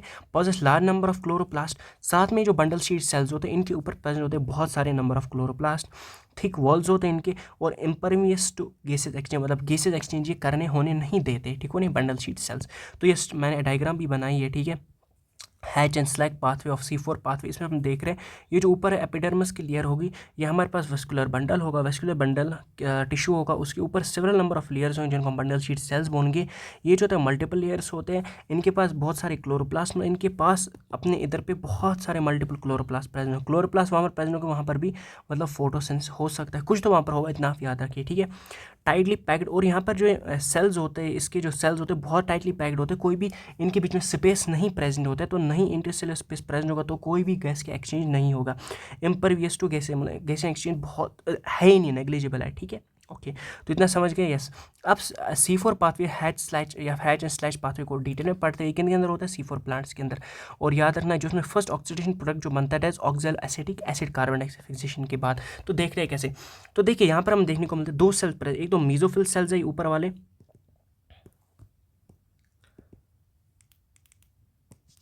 एक हमारे पास ऊपर की तरफ जो सेल्स है दीज आर मेसोफिल सेल्स, और नीचे जो है बंडल शीट सेल्स है, तो दोनों के अंदर क्लोरोप्लास्ट प्रेजेंट है, तो दोनों किस में यूज़ होंगे, हमारे इस हैच और स्लाइड डार्क रिएक्शन के अंदर यूज़ होंगे। ये मेसोफिल सेल है और ये हमारे पास क्या, this is bundle sheath cells, एक सेल है उसका। सो ये जो मेसोफिल सेल है इसके अंदर देखने को मिलता है कार्बन डाइऑक्साइड बाहर होता है, ये अंदर आ जाता है किसके अंदर, इसके अंदर आ जाएगा, किसके अंदर आ जाएगा सर, इस मेसोफिल सेल के अंदर।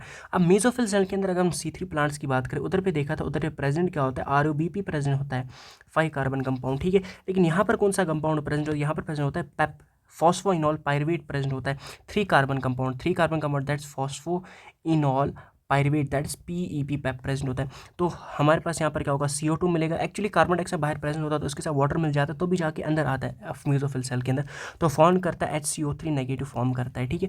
वो फर्दर किसके साथ मिलता है, पेप के साथ, तो फॉर्म करके ये क्या करते हैं, यहाँ पर एक एंजाइम यूज होता है, और दोनों का फिक्सेशन कैसे होता है, एंजाइम यूज होता है, दैट्स पेप कार्बोक्सिलेज एंजाइम होता है, यूज होता है, ठीक है। और फिक्सेशन करके फॉर्म करता है C4 एसिड। ये जो C4 एसिड होता है हमारा फर्स्ट प्रोडक्ट बनता है, इसको कहते हैं ऑक्सैलो एसिटिक एसिड, जो बनता है किसके बाद, हमारे फर्स्ट जब कार्बन डाइऑक्साइड फिक्सेशन होता है मेसोफिल सेल्स के अंदर, ठीक है। तो मेसोफिल सेल्स के अंदर पेप्किस प्रेजेंट होता है, रूबिस्को एब्सेंट होता है, ऑक्सैलो एसिटिक बना। उसके बाद हम बताते हैं ये जो ऑक्सैलो एसिटिक एसिड होता है ये किसके अंदर कन्वर्ट होता है, मैलिक एसिड या फिर एस्पार्टिक एसिड में, इसके अंदर कन्वर्ट हुआ, ये फिर चला जाता है किसके अंदर, बंडल शीट सेल्स के अंदर, थ्रू प्लाज्मोडेस्माटा। प्लाज्मोडेस्माटा क्या होता है, दो सेल्स के बीच में जो इंटरकनेक्शन फॉर्म करता है। तो आ गया, ट्रांसफर हो गया किसके अंदर, C4 एसिड सर, इस मेसो बंडल शीट सेल्स के अंदर, इसके अंदर हो गया। तो यहाँ पर क्या होता है, डिकार्बोक्सिलेशन होता है इस मैलिक एसिड का, डिकार्बोक्सिलेशन मतलब कार्बन डाइऑक्साइड रिलीज करता है और साथ में एक C3 एसिड देता है। ये जो C3 एसिड होता है ये पायरुवेट होता है, ये फर्दर यूज होता है बाकी हमारे ग्लूकोज फॉर्म करने में। अब ये जो कार्बन डाइऑक्साइड यहाँ पर बना, ये जो कार्बन डाइऑक्साइड इसका फिक्सेशन होता है बाई C3 साइकिल यहाँ पर टेक प्लेस करता है इस बंडल शीट सेल्स के अंदर, मतलब यहाँ पर ROBP प्रेजेंट होता है, यहाँ पर पेप एब्सेंट होता है, ROBP प्रेजेंट होता है, पेप एब्सेंट होता है। तो यहाँ पर फिक्सेशन में हमारे पास 3 ATP और 2 NADP नीड होता है किसके अंदर, फिक्सेशन ऑफ कैल्विन साइकिल में, हमें पता है। लेकिन यहाँ पर हम देखें, यहाँ पर वापस जो होता है C3 एसिड जो होता है रीजन ट्रांसपोर्ट होता है कहाँ की तरफ, मैंने शायद बताया अभी, ये ग्लूकोज फॉर्म में होता है, गलती से निकल गया, ठीक है। ये जो C3 एसिड है ये चला जाता है ट्रांसपोर्ट होकर कहाँ चला जाता है, इस हमारे मेसोफिल सेल्स के अंदर वापस चला गया, और रीजनरेट किसको करता है, पेप को वापस रीजनरेट करता है। तो हमें याद रखना यहाँ पर पायरुवेट जो होता है वापस किसको रीजनरेट करता है, पेप को, या फिर इसको C3 एसिड कहा जाता है। तो यहाँ पर हम देखें, यहाँ पर भी एक 2 ATP का यूज़ होता है ड्यूरिंग रीजनरेशन। तो टोटल ATP हमारे पास dark reaction in C4 cycle में कितने यूज़ होंगे, 5 ATP यूज़ होंगे, और साथ में 2 NADP यूज़ होंगे, ठीक है। तो याद रखना कार्बन फिक्सेशन इन मेसो इनके डार्क रिएक्शन के अंदर हमारे पास लगभग 5 ATP और 2 NADP यूज़ होंगे। सो गैस का enter bundle sheath cell therefore carbon dioxide C4H, तो हम बता सकते हैं कि किन gases can't enter in bundle sheath cell के अंदर गैसेस एंटर नहीं हो सकते। So therefore carbon dioxide enters C4 acid की फॉर्म, क्योंकि हमने देखा है जो बंडल शीट सेल्स होते हैं इनके अंदर गैस एक्सचेंज नहीं होता है, तो इसके अंदर कैसे कार्बन डाइऑक्साइड एंटर होता है in the form of C4 acid के फॉर्म में इसके अंदर गैस ऐड होता है and is released as and when needed, therefore carbon dioxide बढ़ जाए फोटो रेस्पिरेशन नहीं हो। तो इसके अंदर क्या होगा, बंडल शीट की सेल्स के अंदर बंडल शीट सेल्स के अंदर क्या होगा, कार्बन डाइऑक्साइड कैसे आ जाएगा बाई C4 एसिड के फॉर्म में। C4 एसिड में आ गया तो यहाँ पर डिकार्बोक्सिलेशन होगा, कार्बन डाइऑक्साइड कंसंट्रेशन बढ़ेगी, तो कैल्विन साइकिल होगा यहाँ पर। इस पॉइंट को भी समझाएंगे, ठीक है।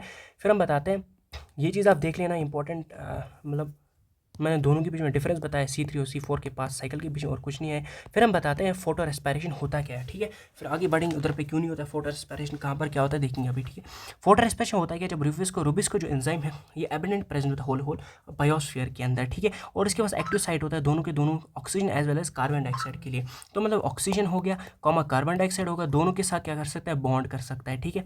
अब ये जो होता है अरूबिस को जो होता है मोर एफिनिटी दिखाते हैं कार्बन डाइऑक्साइड का। अगर कार्बन डाइऑक्साइड कंसेंट्रेशन और ऑक्सीजन की कंसेंट्रेशन प्लांट के अंदर इक्वल होगी या सेल्स मेसोफिल सेल के अंदर इक्वल होगी, तो रूबिस को किसके साथ बाइंड करेगा, मोर एफिनिटी दिखाते हैं कार्बन डाइऑक्साइड के साथ। लेकिन अगर C3 प्लांट्स के अंदर, लेकिन ये जो रूबिस को होता है, और हम बताते हैं कंसेंट्रेशन डिपेंडेंट है, और कंसेंट्रेशन ऑफ कार्बन डाइऑक्साइड ज़्यादा होगा तो कंसेंट्रेट कार्बन डाइऑक्साइड रिएक्ट करेगा, ऑक्सीजन का ज़्यादा होगा तो ऑक्सीजन के साथ रिएक्ट करेगा। अगर रूबिस को ऑक्सीजन के साथ रिएक्ट करेगा तो उसको हम कहते हैं फोटो रेस्पिरेशन। ये एक वेस्टफुल प्रोसेस होगा, अभी देखेंगे, ठीक है, पढ़ेंगे आगे आगे। C3 प्लांट्स के अंदर क्या होता है, ये जो रूबिस को होता है ये बाइंड करता है ऑक्सीजन के साथ C3 प्लांट्स के अंदर। अगर कार्बन डाइऑक्साइड की कंसेंट्रेशन कम होगी और O2 की कंसेंट्रेशन ज़्यादा होगी, सो देयरफॉर कार्बन डाइऑक्साइड की फिक्सेशन डिक्रीज हो रही है, तो कार्बन डाइऑक्साइड फिक्सेशन नहीं होगा तो 3-फॉस्फोग्लाइसरिक एसिड नहीं बनेगा। सो हेयर RUBP किसके साथ, ऑक्सीजन के साथ मिल रहा है, फॉर्म करता है फॉस्फोग्लाइसरिक एसिड। वहाँ पर क्या हो रहा था, RUBP जब मिलता था कार्बन डाइऑक्साइड के साथ तो हमारे पास 2 मॉलिक्यूल ऑफ PGA मिल रहा था, लेकिन अब यहाँ पर हमारे पास एक मॉलिक्यूल PGA मिल रहा है और एक फॉस्फोग्लाइकोलेट मिल रहा है। ये जो फॉस्फोग्लाइकोलेट है किसी के लिए यूज़ नहीं होता, एक वेस्टफुल प्रोडक्ट है, 2 कार्बन कंपाउंड होता है, वेस्टफुल प्रोडक्ट होता है, तो इसलिए नो सेंस ऑफ शुगर। तो इस रिएक्शन के अंदर हम बताते हैं कोई भी सेंस ऑफ शुगर मतलब ATP NADPH फॉर्म नहीं होता है। वहाँ पर बन क्या रहा था 3PGA, लेकिन यहाँ पर बन क्या रहा है फॉस्फोग्लाइसरेस PGA बन रहा है। तो यहाँ पर ना तो इसकी वजह से शुगर बनता है, ना ATP ना तो NADP, मतलब पूरा का पूरा फोटो रेस्पिरेशन की वजह से जो हमारा प्लांट C3 साइकिल के अंदर जो होता है उनके अंदर डिक्रीज हो जाती है कार्बन डाइऑक्साइड फिक्सेशन, हम बताते हैं, ठीक है। इसलिए हम बताते हैं क्योंकि उनके अंदर क्या होता है मेसोफिल सेल्स होते हैं। अगर मैं बात करूँ C3 के अंदर, C3 की बात करूँ, बस ये C4 इसको हटा दो अभी के लिए। C3 के अंदर क्या होता है, बस मेसोफिल प्रेजेंट। अब मेसोफिल के अंदर ऑक्सीजन बढ़ गया तो RUBP किसके साथ मिलेगा, ऑक्सीजन के साथ मिलेगा, और बनेगा PGA और फॉस्फोग्लाइकोलेट बना, दोनों के दोनों हमारे पास एक वेस्ट प्रोडक्ट हम बता सकते हैं, ठीक है। क्योंकि ना तो ATP फॉर्म करते हैं, ना NADPH फॉर्म करेंगे, ना तो ऑक्सीजन मतलब सॉरी ना तो शुगर फॉर्म होगा, तो वेस्ट प्रोसेस हो जाता है C3 प्लांट्स के अंदर, ठीक है, okay. Rather it releases carbon dioxide by using AT। और क्या करता है, और एक चीज़ होता क्या है, या तो ये क्या करेगा, ये जो रिएक्शन हम बताते हैं ना RUBP + O2, ये फर्दर और क्या कर सकते हैं, ये क्या करेगा, ATP का यूज़ करेगा, इंटर्न और एनर्जी लेगा प्लांट से ताकि कार्बन डाइऑक्साइड प्रोड्यूस करें, ठीक है, मतलब और एनर्जी लीज करें ताकि और ये कार्बन डाइऑक्साइड ही प्रोड्यूस करें। तो ये कब होता है, ये हम बताते हैं जब नाइट में प्लांट्स होते हैं, रात में प्लांट्स होते हैं, तब इनके पास क्या होता है, लाइट्स मिलती नहीं है तो फोटोसिंथेसिस नहीं होता। हम बता सकते हैं कभी कभी जब ऑक्सीजन कंसेंट्रेशन बहुत ज़्यादा हो जाती है, ठीक है, तो उस केस में कार्बन डाइऑक्साइड रिलीज करते हैं प्लांट्स। तो it's a biological function unknown, इसका कोई बायोलॉजिकल फंक्शन अभी तक हमें पता नहीं चला, अभी तक अननोन ही है। अब C4 प्लांट्स के अंदर क्या होता है, फोटो रेस्पिरेशन क्यों एब्सेंट होता है इसको समझना, as possess mechanism which increase carbon dioxide enzyme site, ठीक है। तो इनके अंदर क्या होता है, यहाँ पर देखिए इनके अंदर ये जो बंडल शीट सेल्स होते हैं, कार्बन ऑक्सीजन मतलब यहाँ पर ट्रांसफर ऑफ गैसेस नहीं होगा। सो अगर ऑक्सीजन यहाँ पर ज़्यादा होगा, यहाँ पर ऑक्सीजन ज़्यादा होने से क्या होगा, कुछ भी नहीं होगा, क्योंकि C3 एसिड यहाँ पर फिक्सेशन कहाँ पर हो रहा है, एक्चुअली यहाँ पर हो रहा है कार्बन डाइऑक्साइड का फिक्सेशन। यहाँ पर किसका फिक्सेशन होता है, HCO3 का एक बार फिक्सेशन हो रहा है, ठीक है, और यहाँ पर C3 साइकिल फॉर्म हो रहा है, ठीक है। तो यहाँ पर जैसे ही बना फिक्सेशन हो गया तो C4 एसिड बना। अब ये C4 एसिड जो होता है यहाँ पर आप बताएंगे सर, अब मुझे यहाँ पर बताएंगे सर, क्योंकि यहाँ पर सर कार्बन डाइऑक्साइड होता है तो यहाँ पर क्यों नहीं हो रहा है, ये क्या नहीं हो रहा है सर, यहाँ पर क्यों नहीं RUBP O2 के साथ मिल रहा है। अगर यहाँ पर ऑक्सीजन बढ़ेगी तो दिमाग लगाओ, यहाँ पर पेप केस है, यहाँ पर PEP है, यहाँ पर कौन सा एंजाइम हमें चाहिए, RUBP मिलता है O2 के साथ ताकि PGA और फॉस्फोग्लाइकोलेट बनाएं। तो यहाँ पर पेप एंजाइम है तो यहाँ पर कोई दिक्कत की बात नहीं होगी, कार्बन डाइऑक्साइड कम भी होगा तब भी उसी के साथ मिलकर एक प्रोडक्ट बनाता है जिसको हम C4 एसिड कहते हैं। अब ये C4 एसिड कर पाते हैं ट्रांसफर किसके जरिए, प्लाज्माडेस्मेट है और पहुंच जाता है बंडल शीट के अंदर। अब बंडल शीट के अंदर हम देखा C4 एसिड किसमें टूट जाता है, CO2। अब CO2 यहाँ पर क्या कर रहा है, यहाँ पर क्योंकि ऑक्सीजन कंसेंट्रेशन ज़्यादा नहीं होगी और होगी किसी तरह आ गया अभी तो कम ही कंसेंट्रेशन, लेकिन कार्बन डाइऑक्साइड कंसेंट्रेशन बहुत ज़्यादा होगी यहाँ पर, और साथ में यहाँ पर RUBP एंजाइम भी है, तो RUBP कार्बन डाइऑक्साइड मिल जाएगा। कभी भी इजीली मिल सकता है, ठीक है। और फॉर्म का फिक्सेशन ऑफ C3 साइकिल कैलन साइकिल पर फॉर्म होगा तो फॉर्म करेगा हमारा 3PGA। तो हम बता सकते हैं इसलिए जो CH4 प्लांट्स होते हैं उनके अंदर ये जो फोटो रेस्पिरेशन होता है एब्सेंट होता है। उसका रीज़न ये लिखा है क्योंकि गैस एंटर नहीं हो सकते। कार्बन डाइऑक्साइड एंटर होता है C4 एसिड किसके अंदर, C4 एसिड एंटर होता है in the bundle sheath cell, तो कार्बन डाइऑक्साइड रिलीज होता है और यूज़ होता है। जब भी रिक्वायर होगा तो कार्बन डाइऑक्साइड बढ़ जाती है तो फोटो रेस्पिरेशन डिक्रीज हो जाता है, ठीक है, बिल्कुल। तो C4 हम देखा as crucial from as C4 acid from mesophyll जो होता है बंडल शीट में चला जाता है। C4 एसिड का हम देख लिया, ठीक है। तो RuBisCO acts as a carboxylase minimising oxygen activity. तो अभी यहाँ पर जो रूबिस्को है किन के अंदर C4 प्लांट्स के अंदर एक्ट कैसे करता है as carboxylase minimising oxygenase enzyme. मतलब ये कार्बोक्सिलेज जो होता है एक्ट्स एज कार्बोक्सिलेज। कार्बोक्सिलेज का मतलब होता है ये CO2 को ऑक्सीडाइज करता है, ऐसे एंजाइम की तरह एक्ट करता है और रिड्यूस क्या करता है ऑक्सीजन एक्टिविटी।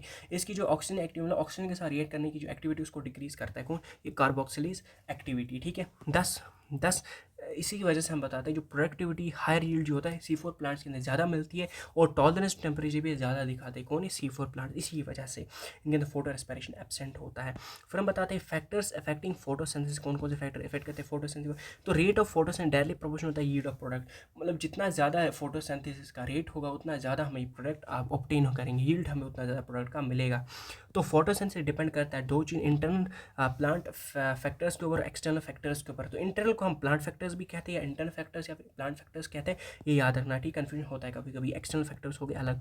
अगर हम देखेंगे सबसे पहले इंटरनल या प्लांट फैक्टर्स, इसमें हम बताते हैं इंक्लूड अंदर प्लांट्स के अंदर वाले फैक्टर जैसे number, size, age of, orientation of, या फिर ओरिएंटेशन किनका, लीव्स का एज क्या है, लीव्स ज़्यादा बूढ़े तो नहीं है, म्यूजोफिल सेल्स के कितने नंबर में है, कितने क्लोर की, जितने ज़्यादा म्यूजोफिल सेल्स उनके अंदर क्लोरोप्लास्ट प्रेजेंट होते हैं, उनके अंदर हम बता सकते हैं क्लोरोप्लास्ट भी प्रेजेंट हो गया। जितने ज़्यादा क्लोरोप्लास्ट उतना ज़्यादा हमें फोटोसिंथेसिस का रेट देखने को मिलेगा। या फिर इंटरनल कार्बन डाइऑक्साइड कंसेंट्रेशन, मतलब अंदर जो होगा कार्बन डाइऑक्साइड कंसेंट्रेशन कितनी होगी, और अमाउंट ऑफ क्लोरोफिल, क्लोरोफिल का भी अमाउंट कितना होगा, ठीक है, क्योंकि वही हमारे पास क्लोरोफिल लाइट को एब्जॉर्ब करता है, that's chlorophyll. Are dependent on the genetic predisposition and growth of plant. याद रखना इधर पे बताया जा रहा है जो इंटरनल फैक्टर और किसके ऊपर डिपेंड करते हैं, जेनेटिक प्रीडिपोजिशन का मतलब होता है जेनेटिक टॉलरेंस होगा एंड ग्रोथ ऑफ प्लांट, मतलब प्लांट्स का ग्रोथ कितना होगा और इनका जेनेटिक टॉलरेंस कितना होगा उसके ऊपर भी डिपेंड करता है। इनका जेनेटिक्स कैसा होगा, जेनेटिक्स हम बता सकते हैं कि इसके पास 2 लीव्स होंगे, ये जेनेटिक हो सकता है। जेनेटिक हो सकता है इसके पास 50,000 लीव्स होंगे, तो ये भी इंटरनल फैक्टर की तरह इनके ऊपर डिपेंड करते हैं इंटरनल फैक्टर्स, ठीक है। अब एक्सटर्नल फैक्टर्स की बात करेंगे, थोड़ा इंपॉर्टेंट रहता है, इसके अंदर बहुत सारे आ जाते हैं। That is availability of sunlight कितनी होगी, टेम्परेचर, कार्बन डाइऑक्साइड कंसंट्रेशन कितना होगा, और वाटर, ये सारी चीज़ें इसके अंदर आ जाते हैं।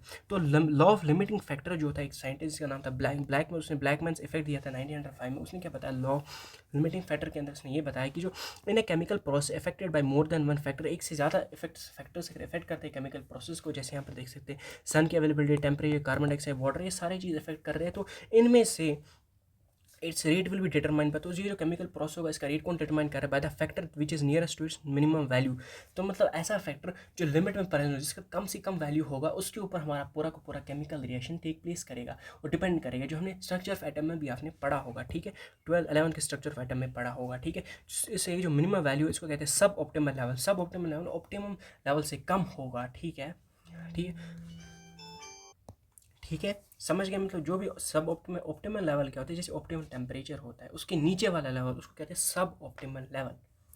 अब जो भी कंपाउंड, जो भी केमिकल रिएक्शन होगा, लेवल लिमिटिंग फैक्टर ही बताता है जिस भी केमिकल रिएक्शन के अंदर जो भी अगर एक से ज़्यादा फैक्टर्स के ऊपर डिपेंड करता है, जो भी लिमिट में प्रेजेंट होगा, जो हमारा रिएक्शन होगा केमिकल रिएक्शन उसके ऊपर डिपेंड करेगा, ठीक है।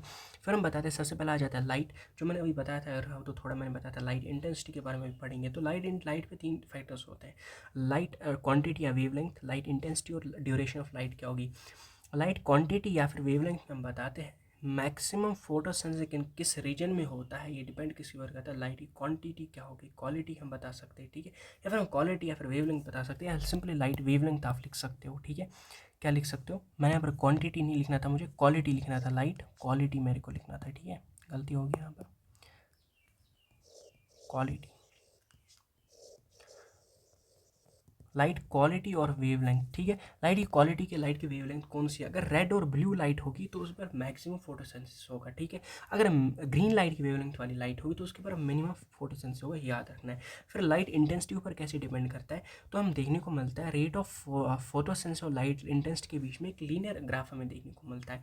पहले बढ़ता है लीनियरली, फिर एक पॉइंट पे सैचुरेट हो जाता है। सैचुरेट मतलब तब अगर लाइट इंटेंसिटी कितनी भी बढ़ाई जाए तो rate of for respiration photosynthesis जो होता है कांस्टेंट रहता है, वो फर्दर बढ़ता नहीं है, क्योंकि बाकी कंपाउंड जो होते हैं वो कांस्टेंट होते हैं, वो उनके अंदर कोई भी लिमिट नहीं होती। जब हम बताते हैं लाइट इंटेंसिटी पे डिपेंड करता है, ठीक है, तब फैक्टर बताते हैं। जब बाकी सारे क्या होंगे, same light temperature carbon dioxide बाकी सारे अगर कांस्टेंट होंगे, तो अगर लाइट इंटेंसिटी एक टाइम तक बढ़ रहा है उसके बाद लाइट इंटेंसिटी कितना भी बढ़ा हो उसके बाद फ़र्क नहीं पड़ेगा, क्योंकि रेट ऑफ फोटोसिंथेसिस वो कांस्टेंट रहेगा, क्योंकि बाकी चीज़ अब लिमिट फैक्टर बन रहा है, ये फर्दर लिमिटिंग फैक्टर अब फिर नहीं रहता है, ठीक है। Okay, linear relation between instant ray and carbon fixation rates at low light intensity, अगर कम कम लाइट इंटेंसिटी हो तो उसके ऊपर डिपेंड करेगा। थोड़े टाइम तक लाइट इंटेंसिटी बढ़ाते जाओगे तो रेट ऑफ रेस्पायरेशन फोटोसिंथेसिस भी बढ़ेगा, उसके बाद वो कांस्टेंट रहेगा।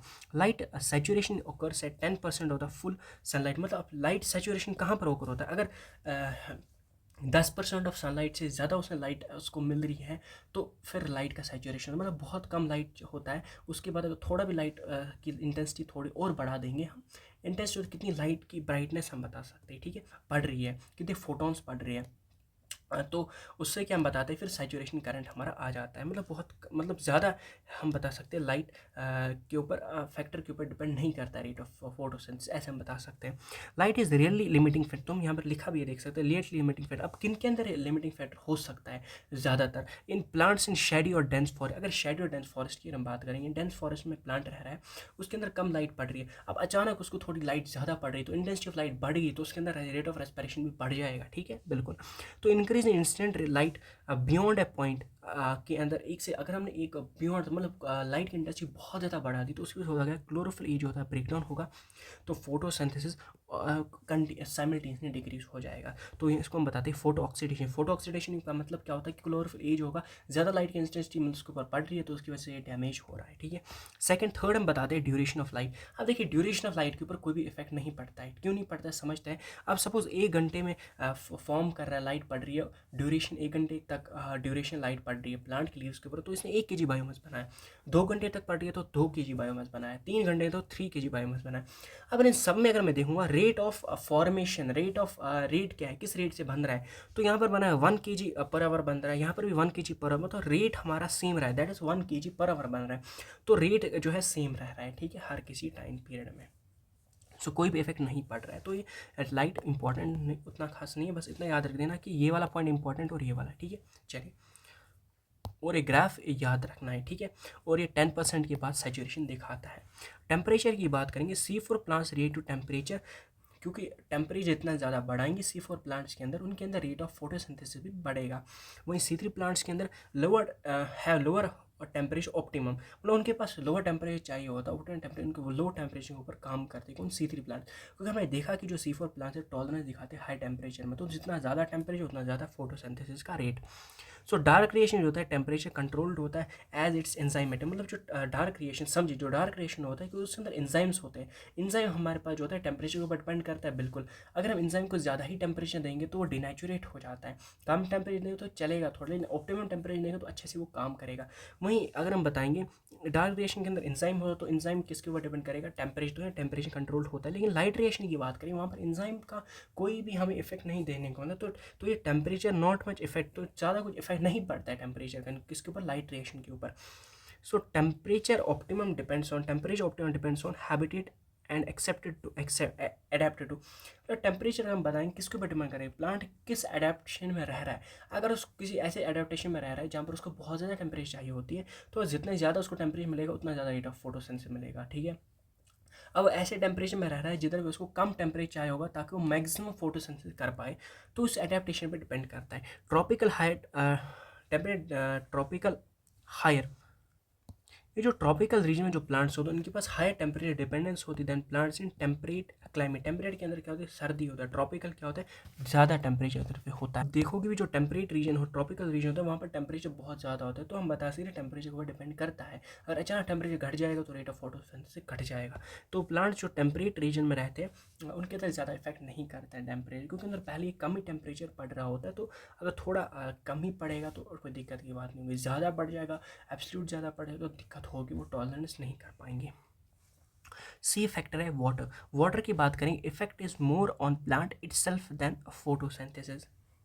तो वाटर का इफेक्ट ज़्यादा किस पे होता है, प्लांट्स के ऊपर ही एज कम्पेयर टू फोटोसिंथेसिस को छोड़िए। पहले तो प्लांट के ऊपर ही इफेक्ट होगा वाटर की वजह से, ठीक है। और वाटर का स्ट्रेस होगा तो स्टोमेटा पहले ही क्लोज हो जाएगा। वाटर नहीं होगा तो स्टोमेटा कब ओपन होता है, जब वाटर मिल जाता है स्टोमेटा को और वो ओपन होता है, बल्ज आउट हो जाता है तो स्टोमेटा ओपन हो जाते हैं पोर। लेकिन अब जब पानी था ही नहीं तो स्टोमेटा ओपन नहीं होगा, स्टोमेटा क्लोज ही रहेगा। तो स्टोमेटा क्लोज रहेगा तो कार्बन डाइऑक्साइड अवेलेबिलिटी डिक्रीज हो जाएगी। तो कार्बन डाइऑक्साइड को गैसेस एक्सचेंज नहीं होगा, कार्बन डाइऑक्साइड को नहीं ले पाएगा। तो उसकी वजह से जब carbon dioxide availability decrease, overall photosynthesis भी डिक्रीज हो जाएगा। तो लीव जो है विल्ट हो जाते हैं, मतलब टिल्ट सॉफ्ट ऐसे कर्ल हो जाते हैं, इस चीज़ को विल्ट कहते हैं। सरफेस एरिया डिक्रीज, इनकी वजह से होता है कि सरफेस एरिया डिक्रीज हो जाता है, as well as metabolic activity भी डिक्रीज हुई। सरफेस एरिया डिक्रीज हुआ, लाइट ज़्यादा पड़ेगा नहीं, लाइट ज़्यादा नहीं मिलेगा नहीं, तो फोटोसिंथेसिस डिक्रीज हो जाए तो मेटाबॉलिक एक्टिविटी भी इन टर्न डिक्रीज हो जाएगी, ठीक है। तो फोर्थ फैक्टर जो है सबसे इंपॉर्टेंट फैक्टर, वो जो बहुत लंबा भी रहता है, ठीक है, इंपॉर्टेंस को याद रखना है। देखिए ये चीज़ जो है अगर आप देखोगे, ये तीनों चीज़ आप थोड़ा दिमाग से बता सकते थे कैसे चल रही है। C4 ये जो कार्बन डाइऑक्साइड थोड़ा रहता है डिफ़िकल्ट समझने में, मतलब समझने में, याद करने में। In majority of is major limiting factor for photos, मतलब मेजर लिमिटिंग फैक्टर जो होता है प्लांट्स के अंदर, that is but carbon dioxide. आ सकता है क्वेश्चन, मेजर लिमिटिंग फैक्टर कौन है, CO2, वाटर है, या फिर लाइट है, या फिर और कुछ बता देंगे तो हमें लिखना है कार्बन डाइऑक्साइड, या फिर टेम्परेचर है, ठीक है। ऐसे हुआ CO2 टेम्परेचर, या फिर लाइट है, या फिर वाटर है, तो carbon dioxide, okay. Carbon dioxide in atmosphere कितना होता है, लो होता है, लगभग 0.03 से 0.04। वहीं अगर carbon dioxide concentration up to 0.05 चली जाए तो कार्बन डाइऑक्साइड फिक्सेशन रेट जो बढ़ जाएगा, ये beyond it damaging over long period. अगर इससे ज़्यादा हो जाएगा कार्बन डाइऑक्साइड की कंसेंट्रेशन प्लांट्स के अंदर 0.05 से ज़्यादा हो जाएगा, ठीक है, तो वो डैमेज कॉज करता है, okay. C3 and C4 plants response towards carbon dioxide concentration. जो C3 और C4 प्लांट है दोनों के दोनों इफेक्ट दिखाते हैं। कैसे, लो लाइट इंटेंसिटी, अगर कम लाइट इंटेंसिटी होगा तो neither group effect on CO2 concentration, मतलब अगर लाइट की इंटेंसिटी ज़्यादा नहीं होगी, लाइट कम ही रहेगा, नॉर्मल कम ही था, तो ना तो C3 प्लांट ना तो C4 प्लांट के अंदर कार्बन डाइऑक्साइड अगर जब कितना भी हो उसके ऊपर इफेक्ट नहीं पड़ेगा, एटमॉस्फेयर के अंदर कितना भी कार्बन डाइऑक्साइड हो। वहीं हाई लाइट इंटेंसिटी, अगर ज़्यादा लाइट इंटेंसिटी बढ़ रही है, इंटेंसिटी ज़्यादा लाइट की है, तो C3 C4 में क्या फोटोसिंथेसिस बढ़ जाएगा। लाइट इंटेंसिटी अभी देखेंगे, यहाँ पर हमने लिखा था कैसा रिलेशन होता है, इसका लीनियर रिलेशन होता है, ठीक है। तो अगर हम क्या बता रहे हैं, अगर कार्बन डाइऑक्साइड कंसेंट्रेशन ज़्यादा थी, समझिए अगर कार्बन डाइऑक्साइड बहुत ज़्यादा प्रेजेंट था, अब लाइट इंटेंसिटी हमें पता है कुछ देर के बाद सैचुरेशन करंट में चला जाएगा, ठीक, सैचुरेशन हो जाएगा। अब जब एक और फैक्टर आ गया, जो कार्बन डाइऑक्साइड वो बढ़ गया, कार्बन डाइऑक्साइड बढ़ गया तो लाइट हमारी क्या होगी, लाइट इंटेंसिटी भी क्या होगी, वो भी बढ़ने लगेगा आहिस्ता आहिस्ता, ठीक है, कि उसका भी सैचुरेशन पीरियड जो है वो भी इंक्रीज हो जाएगा। तो ऐसे याद रखना हमें। तो उसकी वजह से कार्बन डाइऑक्साइड बढ़ेगा, कार्बन डाइऑक्साइड ज़्यादा होगा तो उसकी वजह से लाइट इंटेंसिटी का जो सैचुरेशन पीरियड है वो भी बढ़ जाएगा, तो फोटोसिंथेसिस भी बढ़ जाएगा, क्योंकि अब वो लिमिटिंग फैक्टर जो था कार्बन डाइऑक्साइड वो थोड़ा बढ़ने लगेगा, ठीक है, ओके। वो ज़्यादा ही लिमिट हो जाएगा उसके लिए, कार्बन डाइऑक्साइड बढ़ गया तो लाइट रेडिएशन जिस पॉइंट पे लाइट इंटेंसिटी क्या हो रहा था, लिमिट हो रहा था, अब वो थोड़ा पॉइंट और बढ़ जाएगा, ठीक है। तो मतलब लाइट इंटेंसिटी ओवरऑल की वजह से फोटोसिंथेसिस भी हमारा बढ़ जाएगा, रेट ऑफ फोटोसिंथेसिस बढ़ जाएगा। कैसे, यहाँ पर देखिए मैं क्या कहना चाहता हूँ। देखिए पहले था एक सिंपल टाइम, ऐसे था कुछ, मतलब ऐसा कब हो रहा था जब हमारा कार्बन डाइऑक्साइड नॉर्मल रेंज में चल रहा था। अब अचानक कार्बन डाइऑक्साइड कंसेंट्रेशन बढ़ गई तो सैचुरेशन करंट जो होगा ये ऐसे कुछ हो जाएगा, फिर आगे चलकर बढ़ने लगेगा, ठीक है, ऐसे हो जाएगा, कुछ ग्राफ इसका बन जाएगा। तो हम बता सकते हैं ओवरऑल इधर पे रेट ऑफ फोटोसिंथेसिस क्या हो गया, और बढ़ गया आप, ठीक है, इस पॉइंट पे, दैट्स वाई हम बताते हैं। तो C4 प्लांट्स के अंदर सैचुरेशन होता है कहाँ पर, एट 36 माइक्रोलीटर पर लीटर। वही C4 प्लांट्स C4 के अंदर कब होता है 36 माइक्रोलीटर पर लीटर। C3 के अंदर कब कहाँ पर होता है 450 माइक्रोलीटर लीटर, ठीक है, बिल्कुल। तो ये दोनों पॉइंट्स याद रख सकते हैं, नीट में आ सकता है, इस बार इंपॉर्टेंट है, नीट में आ सकता है। So current availability of car मतलब जो करंट, ये नहीं कौन सा करें, आई करंट नहीं बता रहा हूँ आपको, समझ कौन सा current availability of carbon dioxide limiting to the C plant. ठीक है। उनके लिए क्या होता है, C3 प्लांट्स के लिए जो अवेलेबिलिटी ऑफ कार्बन डाइऑक्साइड, जो current availability of carbon dioxide होता है वो एक लिमिटिंग फैक्टर रहता है। ठीक है। सो 3 प्लांट्स के अंदर जितना ज़्यादा कार्बन डाइऑक्साइड होगा, रेट ऑफ फोटोसिंथेसिस ज़्यादा होगा, तो उनके अंदर प्रोडक्टिविटी उससे ज़्यादा बढ़ सकती है। वो किस पर डिपेंड करता है, कार्बन डाइऑक्साइड कंसेंट्रेशन के ऊपर। तो इसी का यूज़ करते हुए हम ग्रीन हाउस बनाते हैं। ग्रीन हाउस के अंदर हम क्या करते हैं, कार्बन डाइऑक्साइड ज़्यादा कर लेते हैं। कार्बन डाइऑक्साइड ज़्यादा होगा तो प्लांट ज़्यादा से ज़्यादा प्रोडक्टिविटी हमें देते हैं। Such as tomatoes and bell peppers plants के अंदर हम ये करते हैं। ठीक है। तो ये पूरा का पूरा चैप्टर था, बड़ा अच्छे तरीके से हमने इसको देखा। अब अगर आप चाहते हो उसके previous year question next lecture के अंदर आ जाएंगे, वो हम उसमें 20 से 25 मिनट ही लगते हैं, ज़्यादा नहीं लगेगा। अगर आपको एक्सप्लेन करना है तो उसमें टाइम लग सकता है। ठीक है। सो मिलते हैं नेक्स्ट चैप्टर के अंदर, दैट इज़ नेक्स्ट चैप्टर हमारा रहेगा रेस्पायरेशन इन प्लांट्स। ठीक है। तो उसको हम पढ़ेंगे। मिलते हैं नेक्स्ट लेक्चर के अंदर। Thanks for watching, bye.